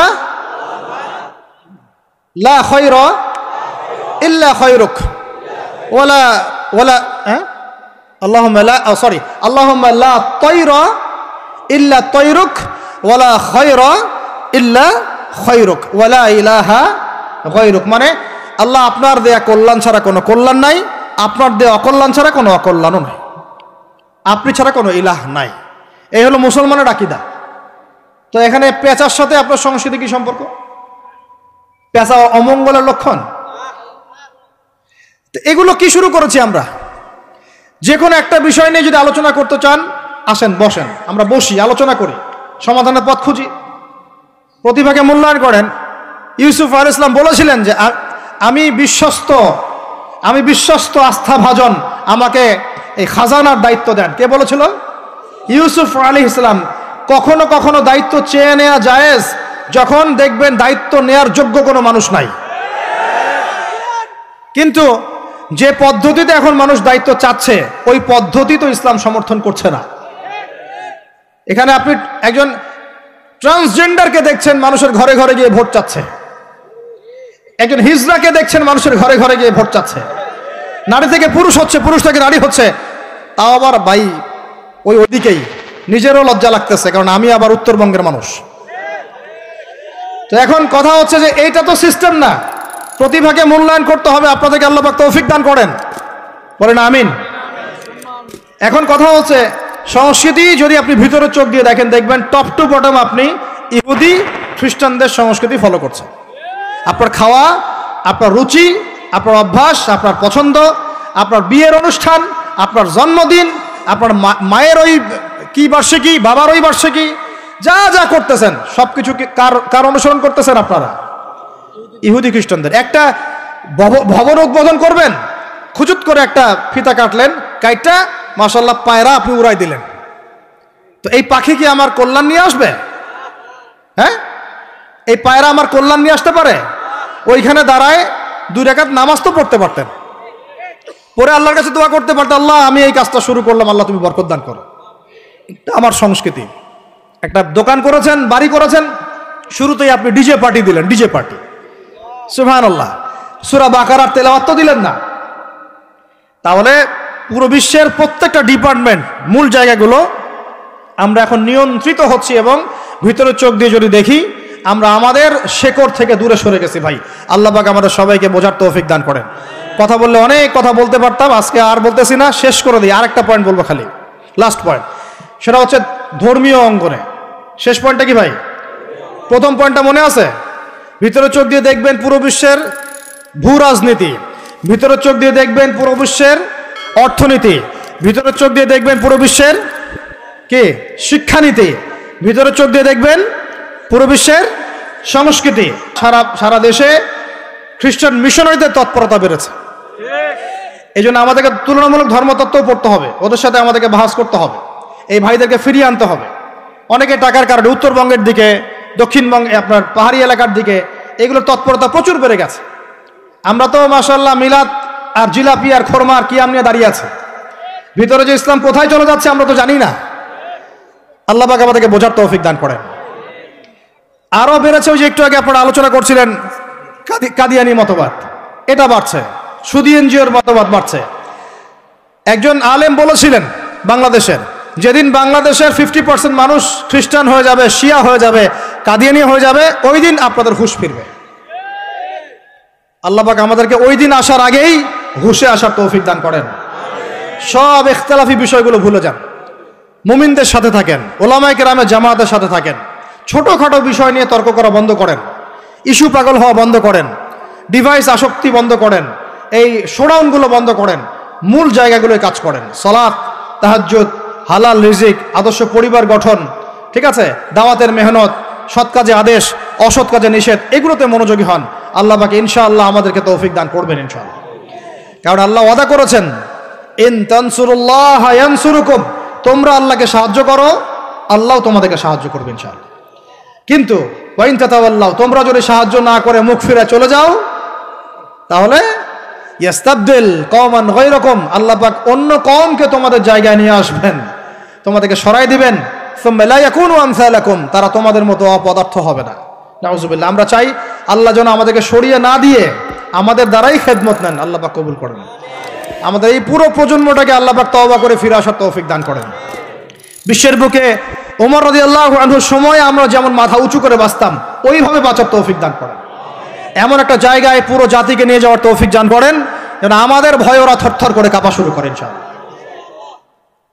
এগুলো বললে অনেক কথা, বললে কথা অনেক দিকে চলে যায়। কথা হচ্ছে আমরা বিগত 70 বছরে আমরা একটা মিসাইল বানাতে পারি নাই এখন পর্যন্ত। কথা অনেক গভীর। আমাদেরকে ওরা ভয় করবে কিভাবে? এ বিশ্বে তো ঢাল তলোয়ার দিয়ে যুদ্ধ হয় না। ওয়াইদ্দু লাকুম মাস্তাতাতুম মিন কুওয়াতিন, সূরা আনফালের মধ্যে আল্লাহ পাক আয়াত নাযিল করেছেন, হে মুসলিমরা তোমরা শক্তি অর্জন করো, তোমরা শক্তি সামর্থ্য অর্জন করো। তুরহিবুনা বিহি আদুওয়াল্লাহি ওয়া আদুওয়াকুম, এই শক্তি দিয়ে তোমরা আল্লাহর দুশমনদেরকে ভয় দেখাবা। এটা কে বলেছেন? আল্লাহ বলেছেন। ওই শক্তি কই? তা আমরা আপোষে লড়াইয়ে পড়ে আছি, আঞ্চলিক রাজনীতি নিয়ে পড়ে আছি, ভাইয়ে ভাইয়ে মারামারি কাটাকাটি করছি, আমরা গীবত সমালোচনার রাজনীতি করছি, মূল শক্তিটা আমরা অর্জন করতে পারছি না। আল্লাহ পাক আমাদেরকে সেইটা বোঝার তৌফিক দান করেন। চিন্তা করবেন না, চিন্তা করবেন না, আমরা যদি করতে পারি আল্লাহ পাক আমাদের হাতেই বিজয় দিবেন ইনশাআল্লাহ। আর এটাও চিন্তা করবেন না, নিশ্চিত থাকেন যদি আমরা করতে না পারি আল্লাহ আমাদের একটাকেও জীবিত রাখবে না, একটাকেও না। আল্লাহ পাক সবগুলোকে সরাই দিবেন ইনশাআল্লাহ। দিয়ে এমন একটা প্রজন্ম নিয়ে আসবেন, ওরা পারবে ইনশাআল্লাহ তাআলা। এটা ইয়াকিন রাখেন। আমরা যদি গাদ্দার হই, মুনাফিকি করি, আমানতের খেয়ানত করে ফেলি, ওই চেতনা আমরা যদি ধ্বংস করে ফেলি, আল্লাহ পাক আমাদেরকে রাখবেন না। আর হে ঢাকাবাসী শোনেন, আল্লাহ পাক না রাখার জন্য একটা 5 মাত্রার ভূমিকম্প যথেষ্ট। আল্লাহকে ভয় করেন। ঢাকায় জেনা বেড়ে গেছে, সমকামিতা বেড়ে গেছে, মাদক বেড়ে যাচ্ছে, ইয়াবাখোর বেড়ে যাচ্ছে, ছিনতাই বাড়তেছে, কত কি হচ্ছে আমাদের শহরে, আমাদের চোখের সামনে। অশ্লীলতার কারণে এই ভূমিকম্পের আযাব আসে, নোংরামির কারণে আসে, জেনার কারণে আসে, পরকীয়ার কারণে আসে, ব্যভিচারের কারণে আসে, ঘরে ঘরে ঢুকেছে এগুলো। আল্লাহ পাক আমাদের ঢাকাবাসীকে হেদায়েত দান করেন। আমি তো আপনাদের একজন, আমি কিন্তু আপনাদের একজন, আমি আপনাদের বাইরের কেউ না, কিন্তু এগুলো দেখে আমার মনটা কাঁদে, কষ্ট হয়। ঢাকা যেমন মসজিদের শহর, এই মসজিদের শহরের মধ্যে এরকম অন্যায় অবিচার ঘরে ঘরে কেমন করে ছড়িয়ে পড়ে, কেমন করে? একটা অপরাধ হয়েছে আমাদের, অপরাধটা হচ্ছে আমরা সৎ কাজে আদেশ করেছি, অসৎ কাজে সমানভাবে নিষেধ করি নাই। সৎ কাজে আদেশের সাথে এখন থেকে অসৎ কাজে নিষেধও করবেন। আল্লাহ পাক তৌফিক দান করেন। আল্লাহ পাক এই জজবা চেতনা আপনাদের সবার মধ্যে দান করেন, আমিন। আইন হাতে তুলে নেবেন না, কিন্তু অন্যায়ের প্রতিবাদ করবেন। অন্যায়ের কি করবেন? প্রতিবাদ করবেন। শেষ পয়েন্টটা বলি, ধর্মীয় অবস্থাটা কি? ভিতরে চোখ দিয়ে দেখেন। আপনার কাছে মনে হচ্ছে আমরা সবাই সংখ্যায় অনেক বেশি, কোটি কোটি মুসলমান, এত এত মুসলিম রাষ্ট্র, এত এত তেল, এত এত মিলিটারি পাওয়ার, ইত্যাদি ইত্যাদি, এত সংগঠন, অনেক কিছু, এত ধর্মীয় দল, এত আলেম ওলামা। বাস্তবিক অর্থে ভিতরের চোখ দিয়ে যদি আপনি দেখেন, দেখবেন যে আমরা সংখ্যায় বেশি হওয়ার সত্ত্বেও আপোষে অসংখ্য দলে বিভক্ত হয়ে গেছে। যতক্ষণ পর্যন্ত আমরা ইউনাইটেড হচ্ছি না, ধর্মতাত্ত্বিকভাবে একটা জায়গায় আসছি না, একটা জামাআ ফর্ম করছি না, একটা ইমারা কায়েম করছি না, এবং আমাদের মধ্যে একজন আমিরুল মুমিনিন নির্ধারণ করছি না, ততক্ষণ পর্যন্ত আপনি আল্লাহর রাস্তায় দিন ইকামত করতে পারবেন না। এটা আমাদের মূল সমস্যা, মূল গোড়ার সমস্যা। আর এই সমস্যাটাকে আম জনগণ কোনোভাবে উস্কে দিবেন না। আপনারা ওলামায়ে কেরামদের মধ্যে বিভক্তি বাড়াই দিবেন না, উস্কে দিবেন না, অনলাইন গরম করবেন না, চুপ করে থাকবেন। কিছু বলার যদি না থাকে চুপ করে থাকেন, তা বলার দরকার নাই। ওলামায়ে কেরামদেরকে একটা জায়গায় বসতে দেন। তারা যদি একটা জায়গায় বসে, একটা টেবিলে বসে, একে অপরের সাথে মোয়ানাকা করে, চা খায়, সালাম বিনিময় করে, ইনশাআল্লাহ দেখবেন ঐক্য হয়ে গেছে ইনশাআল্লাহ। এবং ওলামায়ে কেরামরা যখন আমাদের রাজনীতিবিদদের সাথে থাকবেন, একটা ঐক্যবদ্ধ শক্তি হবে, তখন দেখবেন রাষ্ট্র, অর্থনীতি, রাজনীতি এবং ধর্মতাত্ত্বিক সব দিক দিয়ে এগিয়ে যাবে ইনশাআল্লাহ।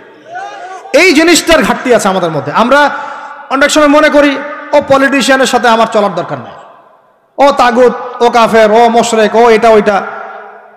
দেখেন, নবী করিম সাল্লাল্লাহু আলাইহি ওয়াসাল্লামকে সবচেয়ে বেশি সাপোর্ট করেছেন তার চাচা আবু তালেব।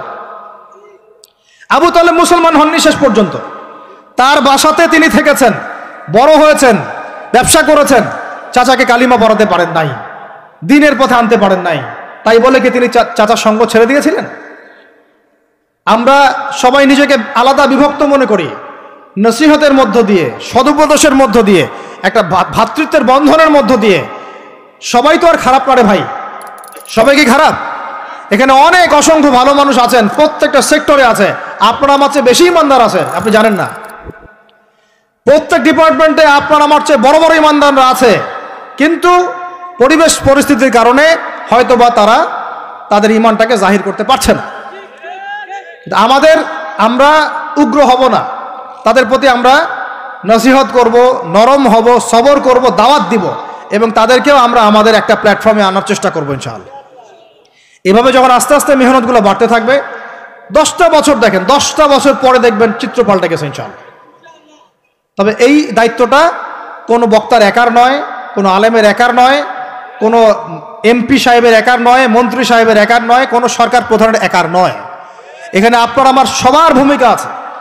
সবাই যার যার জায়গা থেকে যদি আমরা ভূমিকা পালন করতে ব্যর্থ হই, এগুলো স্বপ্ন থেকে যাবে, কোনোদিন বাস্তবায়ন করতে পারবেন না। সবাই যার যার জায়গা থেকে কাজ যদি ঠিকমতো করি, ইনশাআল্লাহ দেখবেন আমরা ওই সোনার বাংলা ঠিকই গঠন করবো ইনশাআল্লাহ। আল্লাহ পাক আমাদের সবাইকে ধর্মীয় অঙ্গনের ভেদাভেদটাকে দূর করার তৌফিক দান করেন। ধর্মীয় অঙ্গনের ভেদাভেদটা সবচেয়ে কালো হয়েছে আমাদের জন্য। ধার্মিকরা যদি একটা জায়গায় থাকতেন, তারা যদি সমাজের মধ্যে এরকম বিভিন্ন দলে দলে বিভক্ত হয়ে আলাদা আলাদা হয়ে না যেতেন, তাহলে দেখতেন আজকে থেকে 40 বছর আগেই বাংলার জমিনে দিন কায়েম হয়ে যেত। আল্লাহ রাব্বুল আলামিন আমাদেরকে ভিতরের চোখ জাগ্রত করার তৌফিক দান করেন। আর যারা স্পষ্ট মুশরিক, স্পষ্ট শিরিক করছে, স্পষ্ট বেদাতি এবং স্পষ্ট মুনাফিক, যারা জালেমের পক্ষ নেয়, ওদের সাথে ঐক্যের কোনো দরকার নাই। ওদেরকে ছাড়াই আমরা চলবো ইনশাআল্লাহ। সময়ে ওদেরকে মিটিয়ে ফেলবে ইনশাআল্লাহ। সময়ের স্রোতে ওরা ধুলার মতো উড়ে যাবে ইনশাআল্লাহ, কিচ্ছু করতে পারবে না ইনশাআল্লাহ। কারণ মুনাফিকদের সাথে ঐক্য হয় না। মুনাফিকদের সাথে কি ঐক্য হয়? মুনাফিকদের সাথে ঐক্য হয় না, মুশরিকদের সাথে ঐক্য হয় না। এবং যারা পাক্কা মুশরিক, পাক্কা বেদাতি, তাদের সাথে কিন্তু ঐক্য হয় না। তো এই জিনিসগুলো আমরা অ্যাভয়েড করে মুমিনদের জামাকে নিয়ে ঐক্যবদ্ধ হয়ে সামনের দিকে এগিয়ে যাবো ইনশাআল্লাহ। আল্লাহ পাক আমাদের সমস্ত উলামায়ে কেরামদেরকে দীর্ঘনেক হায়াত দারাজ করেন, তাদেরকে এক প্ল্যাটফর্মে বসার তৌফিক দান করেন। আলেম ওলামাদের সাথে আমাদের সরকার প্রধানদের একটা মৈত্রী এবং মিলবন্ধন আল্লাহ পাক দান করেন। উভয়ের ভুল বোঝাবুঝি আল্লাহ পাক দূর করে দেন। উভয়কে আল্লাহ পাক এক টেবিলে বসার তৌফিক দান করেন। আল্লাহ পাক উভয়কে নিয়ে একটা শক্তিশালী রাষ্ট্র গঠনের তৌফিক দান করেন ইনশাআল্লাহ। দেখবেন যদি এভাবে আমরা কাজ করতে পারি। আর আমাদের তরুণদের দায়িত্ব কি? তরুণদের দায়িত্ব বড়রা যা বলবে ওইটা ফলো করে চল। আমাদের দায়িত্ব না যে আমরা নেতৃত্ব আসনটাতে খাপ করে কেড়ে নিয়ে বসবো, এটা আমাদের দায়িত্ব না। যদি আমরা যোগ্য হই, আল্লাহ পাক যদি কবুল করেন, আল্লাহই আপনাকে উঁচু জায়গায় নিয়ে যাবেন ইনশাআল্লাহ। আমরা খালি চোখ কান খোলা রেখে সত্য মিথ্যা পার্থক্য করব, আমাদের বড়দের সামনে এটাকে উপস্থাপন করব। তারা যদি মুনাসিব মনে করেন, আমাদেরকে তাদের জায়গায় নিয়ে যাবেন ইনশাআল্লাহ। এবং আমাদের কাজ হচ্ছে ইলম অর্জন করা, তাজকিয়া অর্জন করা, বেশি বেশি আমল করা এবং উলামায়ে কেরামের সোহবতে থাকা। এবং এই জাতিটাকে নিজের একক জাতি মনে করা, আলাদা মনে না করা। আমরা সবাই মিলে এক জাতি, মনে রাখবেন, আমরা সবাই মিলে এক জাতি। সরকার, প্রশাসন, আমজনগণ, উলামায়ে কেরাম, যুবক যুবতী, তরুণ তরুণী, আমাদের সন্তানরা, সবাই মিলে আমরা একটা মুসলিম জাতি। মনে থাকবেন ইনশাআল্লাহ। বিভক্তির দিকে যাবেন না, ঐক্যবদ্ধ থাকেন, বিজয় আমাদের হবে ইনশাআল্লাহ। আল্লাহ রাব্বুল আলামিন আমাদের সবাইকে কথাগুলো বোঝার তৌফিক দান করেন। কিছু কথা যদি আমার ভুল হয়ে যায়, আল্লাহ যেন মাফ করে দেন। যেগুলো সঠিক সেগুলো আল্লাহ কবুল করেন এবং সে অনুযায়ী আমাকে আমল করার তৌফিক দান করেন। আপনাদের সবাইকে আমল করার তৌফিক দান করেন। আল্লাহ পাক আমাদের সবাইকে বাইরের চোখের সাথে ভিতরের চোখ দিয়ে দেখার তৌফিক দান করেন। সূরা কাহাফের উপর আমল করার তৌফিক দান করেন। এই জালেম সভ্যতার যে জুলুম, এগুলো থেকে আল্লাহ পাক আমাদেরকে হেফাজত করেন। আল্লাহ পাক আমাদের প্রত্যেক স্তরের মানুষদেরকে হেদায়েত দান করেন এবং আমাদের হায়াতের রিজিকে আল্লাহ বরকত দান করেন। খাস করে যারা নেতৃস্থানীয় ব্যক্তিবর্গ এবং ওলামায়ে কেরাম এবং দ্বীনের পথের রাহাবার, আলেম, ওলামা, মুজাহিদ, লেখক, কলামিস্ট ইত্যাদি, দায়ী আল্লাহ, তালেবে ইলম, আল্লাহ পাক তাদের হায়াতে বরকত দান করেন। আমিন।